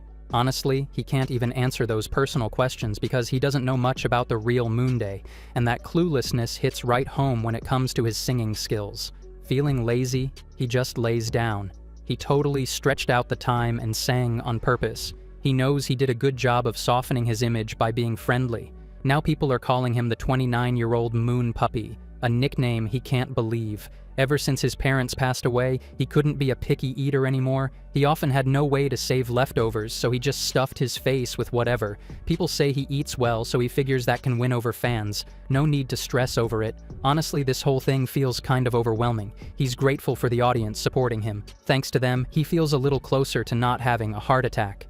Episode 2 dropped earlier and was edited pretty well. The producers really went all out to show this guy's ranking evolution. They made it look like he was a contender worthy of a platinum grade by including footage of him practicing all week without sleeping. The show paints Moonday as a naturally gifted, everyday person who does things in his own style. But he's got one concern. It looks like the producer wants to keep pushing this specific image of Park Moonday. Despite the fact that he's gained a chicken feet puppy persona during the PR Live, he knows he can't let his guard down. As he gulps down a cold drink, he thinks to himself that editing isn't everything. Moonday's train of thought gets interrupted when Seijin asks if he's free next week. Seijin wants to catch the 3rd episode with the whole crew. Moonday just looks at him, questioning if this is really a good idea. Then he freaks out when he checks his phone and sees that everyone else has already said yes. There's no way he can be the only one to bail. He can't stand the thought of what the audience would say about it. So he reluctantly agrees. Fast forward a week, and he's standing outside a gate with Sion. Moonday's curious if this is Sion's studio. Sion smiles and tells him to make himself at home as he opens the door. Inside, Seijin's all hyped up for their viewing party. Moonday's still a bit lost, wondering whose place this actually is. They talk about food and end up deciding on chicken because they think it'll be a good choice. The scene moves to the 9th floor of the headquarters, where the editing team is running on fumes. They're exhausted and venting about how they've been stuck editing the PR livestream footage. Everything feels blurry from the lack of sleep. Now it's time to dive into the next segment since the PR event just wrapped up. They're pulling another all-nighter, racing against the clock, only to have another live stream scheduled right after. One editor jokes about how it's a miracle they're even still awake. Meanwhile, a female producer storms out into the alley, fuming. She grinds her teeth in frustration, unhappy with the final cut. She can't believe all the best storylines got cut out. This version feels totally off compared to episodes 1 and 2, thanks to the lead editor ignoring her suggestions. Letting out a sigh, she comes to terms with her lack of control and heads off to find some food and get some sleep. The 3 guys are having a blast at their chicken party while others join in. They're joking around with Lily, calling him the chicken feast master and pointing out that they've got actual chicken, not just chicken feet. Moonday is quietly enjoying the food and soaking in the fun vibes, thinking how everyone's energy is making it a night to remember. But then he spots 2 guys across from him, just glooming out on their phones. He gets up thinking he just can't wrap his head around their mood swings. The 3rd episode is about to drop and the energy in the room is buzzing. Lily is glued to the screen, complaining that everything's been edited to look wrong. She knows Seijin mentioned a bunch of names, so there's gotta be at least one that made it into the final cut. On screen, Team B looks totally down while their side is having a blast. Moonday realizes the whole vibe is totally twisted. The other team seemed to sort their stuff out, but the editing makes it seem like a total mess from the get-go. It's like the reality got flipped upside down, even messing with his performance of Into the New World. The room bursts into laughter when they hear him singing. Moonday gets that his words are all jumbled up. He thinks about clearing things up, but decides it's not worth jumping in. The episode moves on to their training sessions, reminding everyone just how tough their leader was and how nerve-wracking it really. Moonday is watching the screen and notices that the way it's edited makes Sion the main target of the choreographer's scolding. He dodged that edit, but looking back, the teacher went a little too far. Honestly, he wished the guy would lose all his hair. The scene where Moonday tries to cheer up Sion after the scolding made it into the final cut, which gets the other participants buzzing since they never thought they'd see that moment. Moonday realizes the timing is all messed up. This happened after they rearranged things. He's confused about why they changed it. Even Hyung is surprised because he only made that comment after checking that the main camera wasn't rolling. Just like that, Moonday finds himself in the middle of gossip and fun, turning that moment into something out of an anime about friendship. He's not even sure if he was just a regular, straightforward guy who reacted to whatever was in front of him before all this. Moonday can't help but creep up to Sion, wondering if the producers decided to totally change his edit. Everyone freaks out when their scene plays, and then Choi Won starts arguing, looking horrified at seeing himself. Out of nowhere, Moonday spots the second Lee Se-jin and is shocked that he'd say something like that in an interview. Then the editing takes a wild turn. They completely cut out all of Choi Won's arguments. Thinking back, they also axed the part where they switched roles at the beginning. It looks like they chopped out the little squabbles to make the flow smoother, so the second part hits harder. But honestly, the main thing is his own edit. He barely gets any screen time, and when he does appear, he looks way too serious, making everyone laugh at him. Moonday realizes he's kinda reflecting on this too. Acting like that around other aspiring celebs really makes him seem lifeless. And just like that, the video rolls on, giving them more reasons to crack up. The editing really shows Sion as the top dancer, even making Kyun Se-jin look less impressive. Moonday can't believe the crazy hype around it. There's a scene where a judge praises Sion directly, and he thinks about how he'd want to send her a gift if everything goes well for him. Their team's edit looks amazing, especially when you compare it to the other team, whose performance was pretty rough. Definitely worthy of a moment of silence. The episode wraps up with some confusing cuts that seem to push for votes for Ryu Chung-woo, but their team still feels like they've had a solid win, both live and on screen. Everyone breathes a sigh of relief as the video ends, their fears finally melting away. They all show appreciation for each other's hard work, and the whole experience makes Se-jin feel even more grateful for their team. A few days later, Moonday's grabbing a drink when a group of girls spots him right away. They rush over, super excited and asking for a selfie. He's super aware of his bare face, but goes along with it anyway, relieved when they use a beauty filter. It's wild to already be recognized in public. He knows things will get even crazier as the show progresses. His current dorm is cheap with terrible security, so he has to remember to figure out better safety later. Suddenly, a notification pops up saying he's impressed 100,000 people and scored a point. He stares at the alert, totally surprised. The girls are buzzing, showing him how his New World stage is trending online. He's shocked. Viewer numbers have skyrocketed, and comments are flooding in, with everyone talking about his performance. Scrolling through his phone, he sees that posts about him spark debates. Still, his popularity has shot up in a scary way. It's even wilder when he spots posts from the group Squishy 3 jumping into the online conversation. After catching a Yu Yoon broadcast, he figures out there were definitely some issues behind the scenes. That might make it easier to move on to the second round, but he's still worried about the show potentially giving him a bad reputation. He decides to check out what people are saying. To his surprise, he's got the most fan cam views of all 31st members. The comments are mostly positive, and the social media vibe is similar. It's a little embarrassing, but honestly feels pretty great. Not a bad feeling at all. He knows this polished view isn't the full story, and if he looked deeper, he'd probably find all kinds of different reactions. Just as he expected, a wave of critical comments starts rolling in.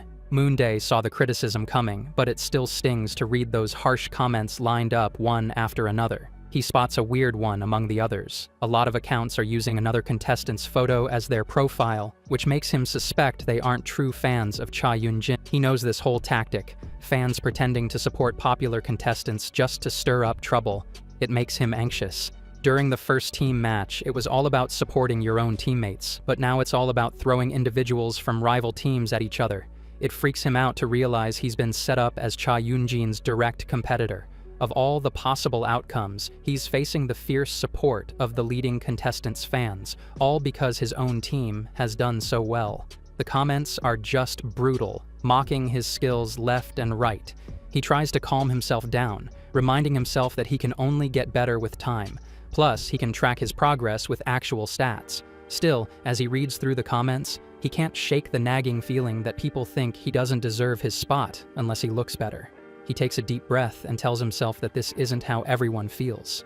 And about his looks? He's got a month before the first ranking announcement, so he decides to make some tweaks. He opens his status window and adds a point to his visual stat, thinking that even a small change shouldn't raise too many eyebrows. Then he hits up the group chat, asking for salon recommendations, determined to take this seriously. Meanwhile, in a PC cafe, a girl who's now totally behind Moonday is working hard. After the first team match, she tossed aside any doubts and threw all her energy into supporting him. She's set on seeing him debut, spreading the word among her friends. And before she knows it, She's created a fan account in his name. She's convinced he won't get eliminated here, but what matters is his final ranking. She bites her nails in frustration, wishing it would be simpler if he just locked in a high rank from the start. Today, she even made a secret account just for the dedicated Moonday fans. After she wraps up a post, she takes a deep breath, realizing that getting back into this kind of support after a break makes her feel alive. To unwind, she starts watching behind-the-scenes clips from the PR live streams, hoping to catch more Moonday moments. She's curious about why he picked chicken feet as his food, wondering if his treasure hunt performance was so bad that was all he got. As she watches, she's impressed by how he's performed from the beginning, with the comments full of praise for her judgment. But then, a gloomy feeling hits her. She can't believe the production team would mess with the treasure hunt balls just for laughs. Her trust in the broadcasters is totally gone. The audience is just as confused while watching him trade items with Sion at the last second. The edit shows him being sweet to Sion when he got sick, which makes him come off as really likable. While she's happy he's getting recognition, part of her wishes it hadn't happened this way. She knows when a trainee starts to get attention, fans dig into every picture from their past, and ideally, it's better for them to build a fan base based on their raw talent. Luckily, Moonday doesn't seem to have any sketchy past, making her wonder if he's just been a quiet, reserved guy. An image that totally fits him. Thinking about him brings her happiness and a sense of security she hasn't felt in ages. It makes her appreciate being a fan even more because of that deep feeling. She gets so lost in her thoughts that she doesn't even realize the new episode has started. When Moonday pops up on screen, she gasps, and the can in her hand drops to the floor. Her eyes widen in disbelief. Moonday's hair is now this bold shade of blonde. Yeonjo is buzzing with nervous excitement. His looks are just unreal, leaving everyone around her in awe. She can't help but wonder how one person can be so perfect, feeling like he's got the best of everything. Part of her wishes he stays single forever, but then she remembers she forgot to grab a screenshot of his reaction. She figures someone else must have caught it, so she trusts the wider fan base and his loyal fans. Meanwhile, Kim Yeonju is busy cleaning up her spilled Coke as the behind-the-scenes PR footage keeps rolling. Finally, the moment they've all been waiting for arrives, the ranking announcement. But first, they reveal the results from the initial team battle. Sion takes first place in Team A, and Cheongwoo does the same in Team B. Both guys look totally surprised, and everyone celebrates Sion's win. Then the host announces that some participants have been selected by the stockholders during the first team match. These lucky ones are guaranteed to move on, no matter how they rank today. Yeonju is blown away. She didn't realize that the special perk they mentioned before the match was this huge. But thinking it over, it doesn't feel like such a big edge since getting first place already came from hard work. Still, she wishes Moonday could have snagged it instead. On the screen, the edits from Tiger Team create a totally different vibe compared to Team October's. As the announcement goes on, she notices that even though there were some internal issues after the match, the editors are avoiding a full-on negative portrayal, probably not wanting to upset the fans. She isn't a fan of that storyline, but figures it doesn't matter since it's not about Moonday's team. She redirects her attention back to her blonde-haired favorite. Sure, there are solo fans, but her main focus is on him, so she decides to just tune them out. While lost in her thoughts, she snaps back to reality as the host starts announcing the rankings from 31st place down. She sits up, knowing her guy's name is about to come up. One by one, contestants find out their ranks, and the crowd rallies around Moonday, who's sitting quietly. Yeonju is ecstatic to see that her boy made it into the top 12. That's a huge deal. As the rankings continue, she really wanted him in the top 10, but the competition is tough. Contestants like Cha Yoojin and Kim Rabin are holding strong positions, along with impressive dancers like Min Jung-hoon and former popular guys like Ryu Chung-woo and Lee Se-jin. She tries to be happy for him, reaching the top 8 this time. Her heart races as the host announces the 8th place, Lee Se-jin A. She's stunned, thinking he would be in the top 5 for sure. Clutching her teddy bear tightly, her heartbeat is pounding as she desperately waits to find out where her boy lands. For Yeonju, finishing in 8th place would be an awesome achievement. Her heart races as they skip over 7th and 6th, and when he finally lands in 5th, she can't help but freak out. She's so pumped that he's in the top ranks and slams her hands on the table in pure excitement. All that effort she put into promoting Moonday rushes back to her. In the group chat, everyone is buzzing about his success. Fans are encouraged to buy stocks under Moonday's name during the free trading hours from 9 a.m. to 3 p.m. to boost his visibility. She's almost in tears, thinking about all the votes and stock buys she rallied for him. Then, reality hits her, and she starts typing away on her computer, but pauses. She figures that going overboard on social media might just stir up drama. It's clear that too much hype could backfire, so she decides to keep her cool as a fan of someone who's doing great. Finally, Moonday takes the stage for his speech. He's genuinely happy, calls his ranking generous, and promises to keep improving for the supporters who invested in him. His friends are all smiles for him.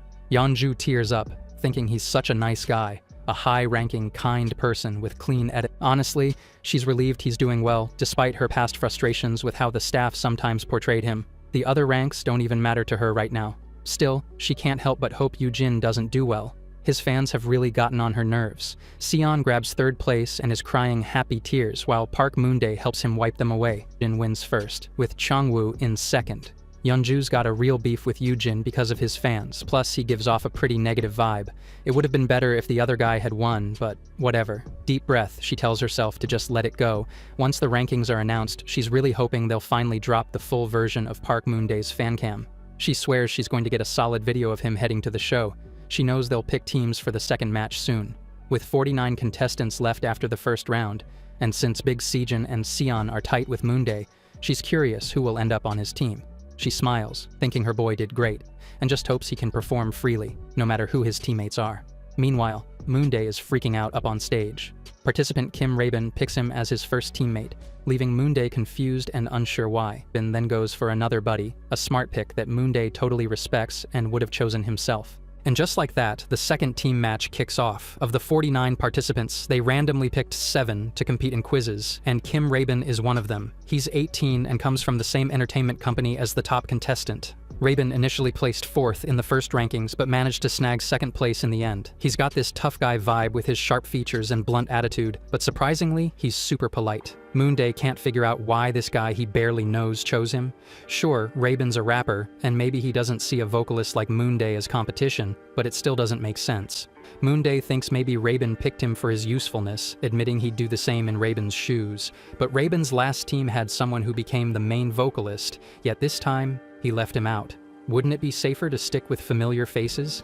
Then Moonday remembers the first team's morale tanked after their ranking reward was announced. There were even whispers of off-camera clashes, with members nearly fighting. So now, Rabin's cut ties with his old crew and gone for Moonday, the one who delivered the best results. Even with a logical reason behind it, being picked first still sends chills down Moonday's spine. For now though, he decides it's not something to dwell on. Taking a look at their new team, Moonday sees everyone is ranked in the top 15. The pressure's on. If they don't nail their performance, they're done for. The other team, led by Wangul, has all his old mates, making it clear Moonday doesn't belong there. Since Rabin picked him first, he didn't have a say, although he doubts he would have picked Rabin either. He wonders if Rabin isn't worried about the backlash that'll come when the episode airs. Everyone was shocked when Rabin chose Lee Sejin A, and even Sejin seemed taken aback. Moonday gives him a nod, thinking it's probably because Sejin still had the highest rank among the leftover participants. His friends look at him with pity, and he's worried about the whole situation. Names Cheongwoo as their team leader, and everyone seems cool with it, saying it suits him perfectly. For Moonday, it feels like a good start, but he can sense the tension behind their smiles. They've been through enough chaos already, and he knows the production crew loves to capture dramatic moments. They really need to keep things together. Finally, it's time for the theme announcement of the second team match, which pops up on the big screen. The host mentions it's a recurring challenge, and Moonday realizes it's happening this season too. The theme is finding buried masterpieces. Basically, songs that didn't hit it big, but are still great. They're supposed to revive them, which makes sense because it costs less than getting a new song composed. Plus, they can benefit from these remakes. The host says it's time to pick items from the table, and the team leaders have to race to grab one. Thanks to Cheongwoo, their leader, Moonday thinks they won't need to worry too much about the race. The tricky part is matching the items to the artists. Sejin comes over and asks what he would pick, surprising Moonday since he didn't think Sejin would want to chat. Moonday admits he's not sure, and asks for Sejin's thoughts. Sejin suggests the limited edition film DVD because it's likely a tough find, but then Rabin approaches and says he was considering asking Cheongwoo to check the items closely before making a pick. He asks both of them what they think. Moonday is confused. Why is Rabin asking him? He tells Rabin he likes Sejin's idea, puzzled because he thinks Rabin could just relay this to their leader directly. Maybe there's more to Rabin than he expected.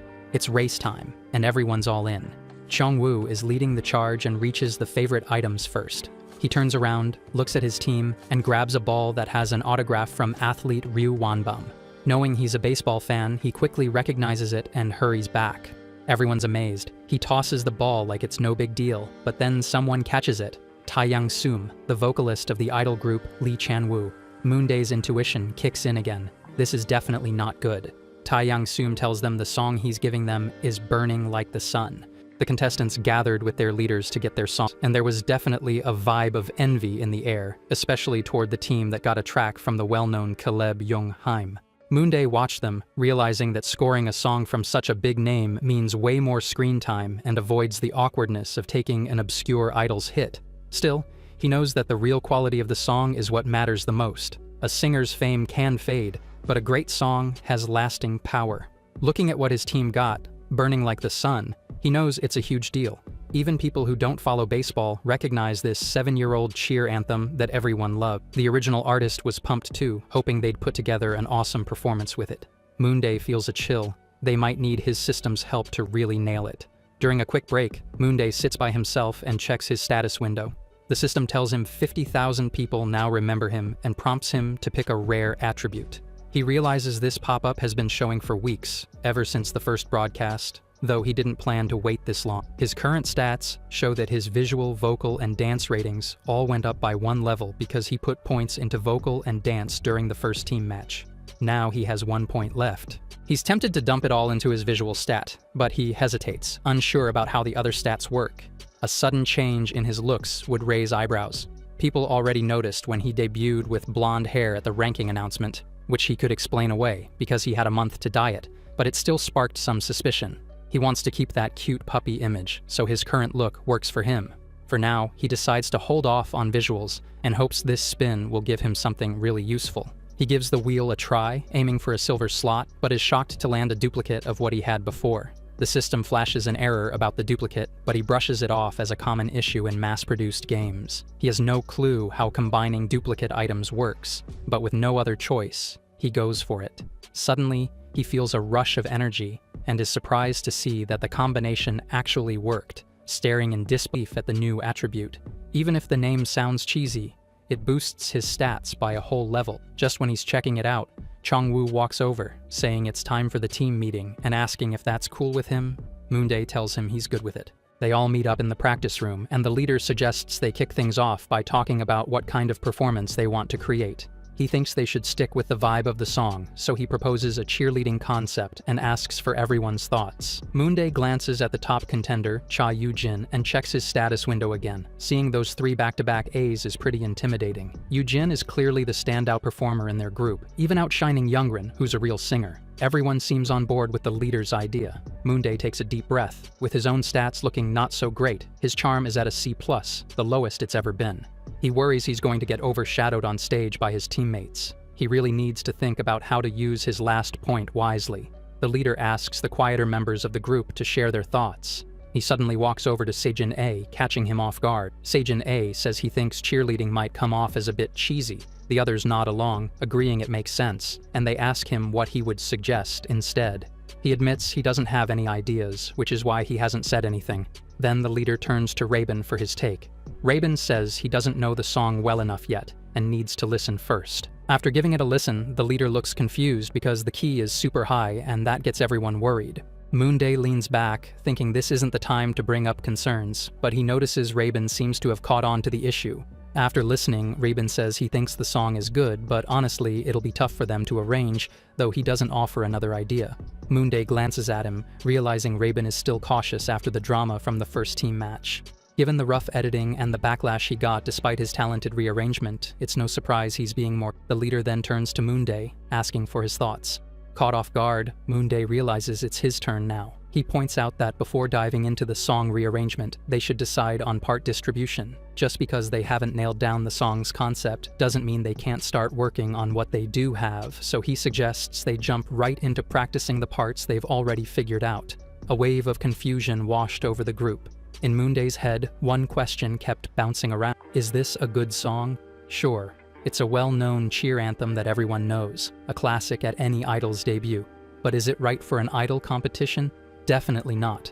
He told the members that it's tough to sing, so they need to quickly sort out the parts and start practicing. If he had a say in it, he would toss this song aside in a second. It doesn't have a cool concept, no fairies or vampires, yet someone tried to force one in. Splitting the song among a bunch of people is a hassle, loaded with impossible high notes. His not-so-subtle message was clear. Assign the parts first, arrange later, and practice like it's the end of the world. The leader thought it over and asked for everyone's opinions.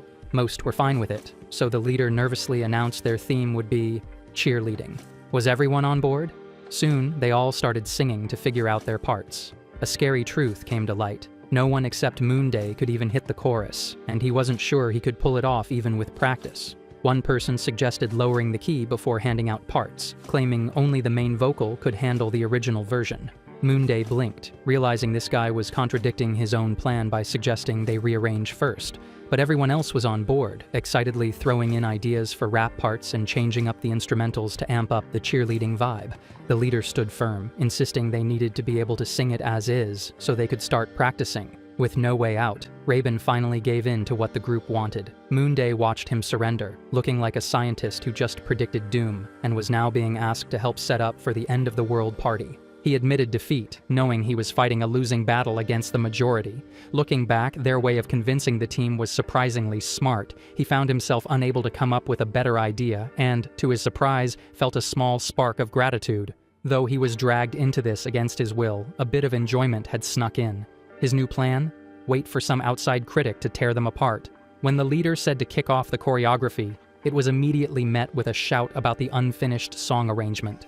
Their performance for the judges kicked off, with everyone giving it their all. The panel was impressed since they were the first team to try a rearrangement. One judge threw in a backhanded compliment, saying the performance wasn't terrible, but the vocals had all the charm of a deflating balloon. Another judge applauded the cool choreography, but pointed out its oddly gloomy vibe, a subtle jab at Moonday's C+ dance skills. The judges huddled together, whispering about how the song just didn't have any energy. The final verdict was brutal. Their rearrangement turned a beloved song into something way worse. They wanted to know who was responsible for this musical disaster. All eyes turned to one terrified kid.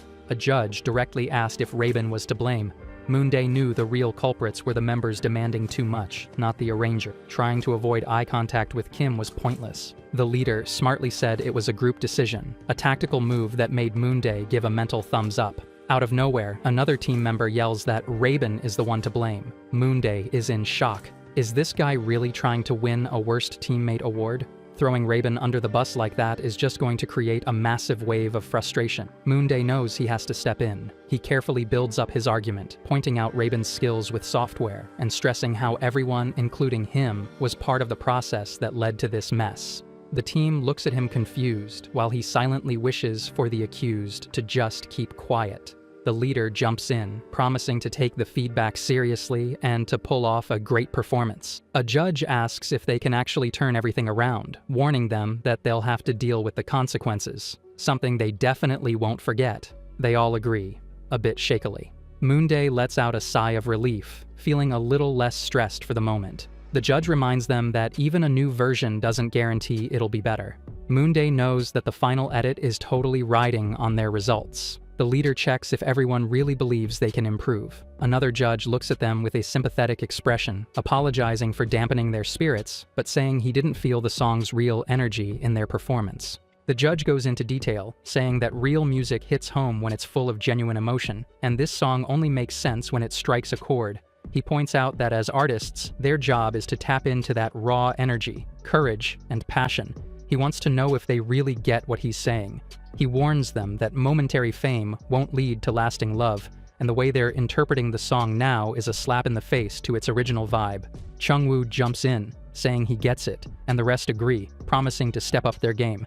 Moonday twists open his water bottle and flops down in a chair with a tired sigh. He realizes that to nail down the right feeling, they need to throw out everything they thought they knew. But all this talk about passion and artistic expression just frustrates him.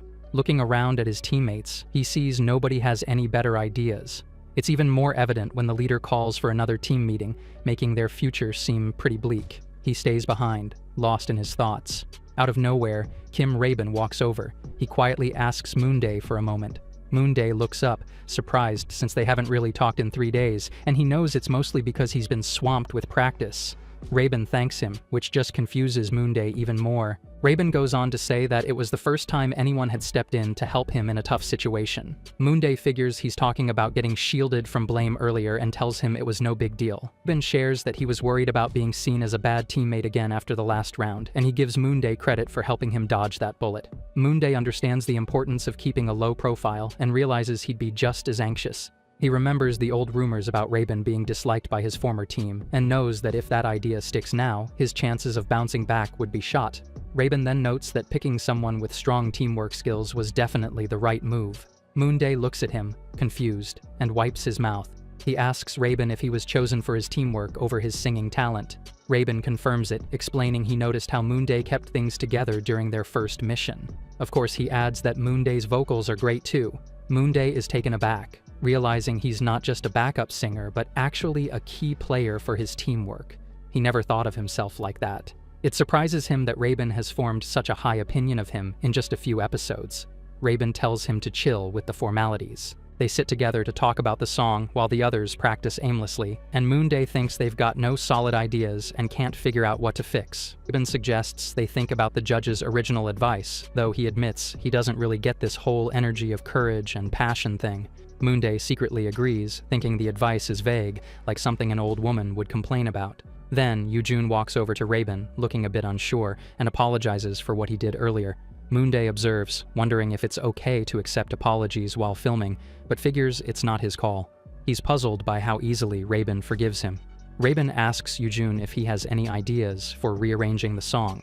For Moonday, the main issue is still figuring out how to turn such an abstract emotion into a performance. Idols aren't superheroes from comic books. Suddenly, an idea hits him. He shouts, "No!" startling everyone. He pulls up his status window, lost in thought and feeling like he might have found a solution. As he sits there alone, the leader approaches and asks why Raven is suddenly at the keyboard. Moonday explains he suggested a song concept that Raven liked. When the leader asks for details, Moonday reveals it's about henshin heroes. Everyone stares at him in total confusion, wanting to know more. Time passes quickly. 5 days later, it is the second team match day. A girl feels exhausted and wants to go home. After 5 hours of waiting, she is finally entering the venue. As a fan of Yeonju, she should have won an audience seat. She only applied for fun, but ended up here after being bribed. She wonders if the woman beside her is a fervent fan of some boy. She knows he isn't ugly, but he isn't extraordinarily handsome either. Suddenly, a blue-haired girl approaches the woman. The first girl finds her appearance intimidating. Having no one to root for herself, she nervously calls out Moonday's name. The woman looks at her, confused. The girl then glances at the blue-haired girl, unsure if she is annoyed. The host announces they will see whose stock blooms today. The performances begin, with every team giving their absolute best. Minso is glued to her seat, totally amazed. She had no idea idol performances could look this incredible. The vibe is way more lively and exciting than anything she's ever seen on a screen. She starts to think maybe she should have checked out idol concerts sooner instead of sticking to ballads. She's completely enchanted. The acts are super powerful and every performer is seriously good looking. As the show goes on, she remembers she needs to vote for her favorite 2 teams. For now, she's leaning towards the first group, though she's still not sure when Moonday's team will hit the stage. When the last team finally comes out, she gets a rush of excitement as she recognizes a famous baseball cheer song. She had no clue the original could have such an electric vibe or feature such tough high notes. All her confusion disappears when she hears the audience going wild for Moonday, showing just how popular he is. The team rolls in on bikes, and honestly, the visuals are jaw-dropping. Their performance is intense, with powerful high notes and quick costume changes, and every member is giving it their all. When she finally spots Moonday clearly, she's stunned, realizing her friend really isn't great at taking photos. She wishes she had some better pics of this talented and charming guy, especially since she and her friend seem to go for the same type. The crowd goes bananas when the performance wraps up, everyone screaming their names, even Raven saying the act was insane and totally the best. In that moment, Minso gets why her friend is so obsessed, especially with the main vocalist, Park Moonday. She might not know a lot about this world yet, but he's totally won her over. She's convinced they're going to take first place. They've got to be the ones. Moonday couldn't shake off the judges' harsh feedback, and it felt like his future was looking pretty bleak. Then, out of nowhere, a wild idea popped into his head. One that would fit right in with the song's original vibe. They wouldn't even have to mess with the cheerleading routine they'd practiced for ages, and it could really show the courage and passion the judge was after. The only catch? It was kinda risky. If even one member looked unsure, the internet would tear them apart, and they'd probably get criticized for their uniforms too. But as he checked out the members' stats, he started to think maybe they could pull it off. He figured he'd need to bump his skill average up to at least an A or B to score a main position. Interestingly, everyone else's charm stats were already at least a B, except for his own, which made sense why the judges hadn't slammed their concept. So he tossed the idea over to Raven, whose face lit up like a Christmas tree. Without wasting a second, Raven jumped onto his computer. The team could see from his status window that he was all in. He just needed that little spark. The leader decided to let him be, and Moonday suggested they wait, which the leader totally agreed with. Watching Raven, Moonday noticed his status window practically shouted "Golden Spoon." He started to wonder if there was a way to copy someone else's stats, like in those web novels. Instead of feeling sorry for himself, he figured he should focus on what he could do. He opened up his stats window and threw his last point into charm, bumping it up to a B. With nothing left to do but give his all, he watched the other teams kill it on stage, feeling a weird emptiness as his own team soaked in their awesome performances, knowing the result was pretty much a done deal. He got how the audience's voting worked. Since this was a team gig, most of the viewers already leaned towards a certain participant. Just because someone had a killer performance didn't mean they'd snag first place. A lot of people would probably vote for their fave team, and then maybe throw in a second vote for an underdog team, which could work in their favor. So, landing in third place would actually be a solid win. The leader was super pumped about their performance, and shared his happiness with everyone. Out of nowhere, Moonday caught a guy from a rival team, giving him a smug look.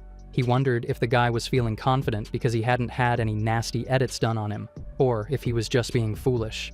The leader reassured them, saying their best effort would look amazing on screen, but the mood still felt heavy. Other teammate with red hair chimed in, saying that eventually everyone would see their skills. Moonday nodded, hoping they might snag some sympathy votes from the crowd. The leader suggested they head back to the dorm, but Moonday couldn't shake off the worry about how the editing team would portray them. With all the contestants building their own fan bases, even a little bad editing could totally change public opinion. He remembered how Kim's fans had defended him during the first team match, pushing a way better narrative, which was a big win. Once he got his phone back, he realized he hadn't checked it in forever. He needed to start keeping an eye on online reactions as soon as he got home.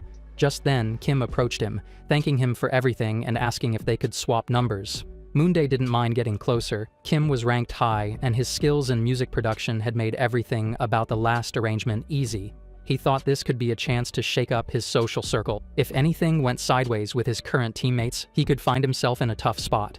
So for his own sake, teaming up with Kim, who had debuted in his previous life, seemed like a smart play. By making their friendship public before the next shoot, he could reshape how people viewed him pretty quickly. Plus, getting close to Kim might even help him connect with Cha, which could win him some brownie points with their fans. He knew he shouldn't overthink it, but the pressure to debut had him feeling like he needed to navigate every social connection carefully. Kim seemed pretty straightforward on calls, so Moonday promised himself he'd reach out to him this week. As he stands there alone, Sion walks over with a serious look on his face. The boy leans in and whispers something about Choi. Moonday asks what's going on, wondering if Choi is being pushy again, wanting more parts. The shy guy lets him know that Choi is honestly a bad dude. He's breathing heavy, and Moonday is confused, asking if something happened. He can't believe Choi did something to get even Sion to speak up against him. Sion explains that Choi keeps asking for more parts, throwing shade at everyone, and even had some negative things to say about Moonday in his interview. Moonday feels a wave of frustration, thinking Choi has really picked up some nasty tricks from the first person who went after him. Sion adds that Choi pretty much calls the shots, so they can't really fight back, which is why Moonday should be careful. Choi might be spreading rumors about him too. Moonday looks at Sion and realizes he thought Sion was just trying to trash talk Choi, but he's really just trying to look out for him during the survival show, like a true friend. This makes Moonday feel bad for always judging people by their rankings. Then, out of nowhere, Sejin B hugs them from behind and asks what they're talking about. Sion fills him in on the situation. Sejin suggests they just avoid being on the same team as Choi next time, saying that usually it's the one who gets stressed about it who ends up losing. He pulls out his phone and shows them an ad featuring all three of them. Seijin is pumped to see their banner ads lined up next to each other, wondering if the companies coordinated this. He knows they probably fought hard for those prime spots. He thinks about all the time and money that went into it and figures that even if he makes his debut and bounces later, he should stick to his contract. A weird sense of obligation hits him, like he owes something for this indirect investment. Noticing Moonday looking confused, Seijin grins and suggests they go check out the ads in person. He argues that since fans have left messages on them, they owe it to themselves to visit. Moonday rolls his eyes, feeling this duty could wait, but Seijin's excitement wins him over. Moonday realizes Seijin is trying to set up another hangout. Still, he thinks it'll be safer to go as a trio than solo, and the idea isn't entirely bad. Fast forward 2 days, and Moonday finds himself at the subway, reading another long text from the shy guy in their group chat. He gets off at his stop, his mask snug for a quick, low-key trip, but as he nears the banner, he stops dead. The other two are already there, swarmed by a crowd. He sighs inwardly. He got too comfortable. The show is a huge hit now. Those two idiots came without masks. People are all over them, singing their praises, and while he feels a warm glow, his main aim is to get this over with. He weaves through the crowd to Sion and asks for his phone to snap a quick pic for proof before they bolt. The crowd gets hyped as they realize a photo shoot is about to happen. Moonday snaps the first pic for the shy guy. Seijin chimes in from the back, asking for 2 shots of him. Once Seijin gets his turn, he seems puzzled, wondering if he's now the designated photographer while everyone else has fun. So, he pushes Moonday to get it moving and take some pics too. Moonday examines his banner, feeling a wave of emotions. The words are so striking. It's clear the staff put in a ton of effort. He feels like he needs to show gratitude, so he strikes a pose. The crowd goes wild, calling him cute. He panics as he sees the crowd getting bigger. He wants to give something back before they leave, but it's starting to block traffic. Taking advantage of all 3 of them being there, he points to the others. Together, they bow deeply, thanking their fans for the support and promising to work hard in the future before signaling their goodbye. Moonday can really feel how many people have his back, a feeling that's way deeper than he expected. Later, in the car, they share the pics in the group chat. Moonday looks at his own shot, seeing his completely blank face, and realizes Seijin isn't great at taking pictures. But the guy in the backseat loves it, claiming the shakiness makes it feel more real. Since they were in a crowd, they decided on a taxi. Now they're checking out the photos Moonday took of them, and they're blown away by how good they look. Moonday thinks to himself that it's no surprise. He's been doing this for Seijin smirks, promising to take a better pic next time and actually apologizes for the bad one. Moonday is taken aback by the rare apology. Seijin, who usually isn't this sentimental, is having a lot of firsts today and comments that a realistic picture isn't so bad either. Seijin is surprised by the command, but laughs, pointing out that because of the delay, they can't hit up the restaurant Sion suggested. Moonday suddenly remembers they had lunch plans together. Seijin says he knows a good spot, and once he gets there okay, puts the address into the car's GPS. Moonday realizes he's voluntarily getting closer to them, and it's a bit nerve-wracking. Minso's mind is racing with one thing, buying shares in her favorite idol, but she's totally broke this month. Just then, her phone pings with a message from her friend Yenjo. It's a picture of the 3 guys chilling at a restaurant, and Minso is super excited. They even visited the banner together. She quickly jumps online to find fan pics of all 3, and her heart is full seeing how cute Moonday looks. She spots something in the banner photo and asks her friend if she took it. Yenjo laughs and says she was struggling earlier, but is now back to life, insisting they've got to make sure he debuts. Thrilled, Minso feels like she has to do something to help him out. She wants Moonday to blow up in popularity, which means she's set on buying his shares. She hops onto the Idol Inky's livestream to see if the second team match kicked off today. The host greets everyone and brings up their promise, saying the prediction crew will follow the audience's wishes for the show. They're now taking votes on how many members will make it, evolution songs, and more. Then he mentions they're fulfilling another promise. The host asks if there are any participants the viewers aren't vibing with or don't want to see debuting, even asking if anyone feels that way about themselves. Everyone looks confused and the chat goes wild. He tells them they can now sell their stocks without any worries, introducing a new stock liquidation system. Viewers can get rid of stocks for participants they're not into, which is called stock liquidation. Minso is freaking out. Then the host explains that instead of just buying stocks for their faves, they can now sell stocks to drag others down. The comments explode, with people thinking this is going to be a total disaster. Fan pages go crazy, warning others not to sell their faves stocks while attacking participants they don't like by selling theirs. Meanwhile, Moonday is stretching out, feeling good about his 2-star rating. He knew it would go down like this. His character always seems to get a mix of strong love and hate. As he stretches and checks online, he sees a flood of analysis posts with fans arguing. It's not just fans clashing, but also trolls diving in to stir the pot. He feels a bit bad for those getting caught up in it all. He's aware of how bad this liquidation situation can get. Even a civil service exam candidate like him knows it's a nightmare. Anyway, with his current popularity, he doesn't think he'll get kicked off, so it's not bothering him too much. He stretches more, hoping his supporters aren't too stressed by all the craziness. His main plan was to check out reactions to episode 6, not to get sucked into the chaos of liquidation overshadowing everything else. He figures he won't get much screen time this week since his team's performance is coming up next, which is leaving mostly negative comments about his connection with Raven. As he checks out the comments, he spots a user named Painful Love, who definitely isn't a real fan. And more importantly, he realizes that his teammates' fans aren't really fond of him right now. He's curious about how everyone's perceptions might change once the next episode airs. He feels confident that their performance was solid enough that even if they try some tricky editing, it won't matter too much, which makes him genuinely interested in how the public will react. In the meantime, he's focusing on checking his status notifications and achievement updates. Over in the group chat, his teammates are brainstorming an online post. Raven mentions that he and another teammate are planning to check out the fan-funded ads at Gangnam Station tomorrow and invites Moonday to come along. Moonday thinks about it and realizes there's an ad for him there too, but then he decides that showing up might just make things more complicated, so he figures it's better to spend that time building up his stamina instead. He politely declines, saying he has other things on his plate. He can't help but think that the creative stickers Raven sends really show off his artsy side. Moonday also reflects on how the fans in the Idol Inc. community have such unique and diverse tastes, especially noticing how Raven's old-school greetings seem to get fancier every time they chat. As the days roll by, it's finally time for the episode 7 broadcast. He's hoping for a good reception to wrap up the week on a high note, but when he watches it, he sees that his screen time is basically saved for the end. Still, he can't help but laugh at the opening of the video, where another contestant is just sobbing their eyes out. Moonday is watching the show, and he can't help but feel a mix of fascination and annoyance as he sees a crying contestant. Sure, it's impressive in a way, but he remembers how annoying the kid was in their past interactions. What really surprises him, though, is what happens next.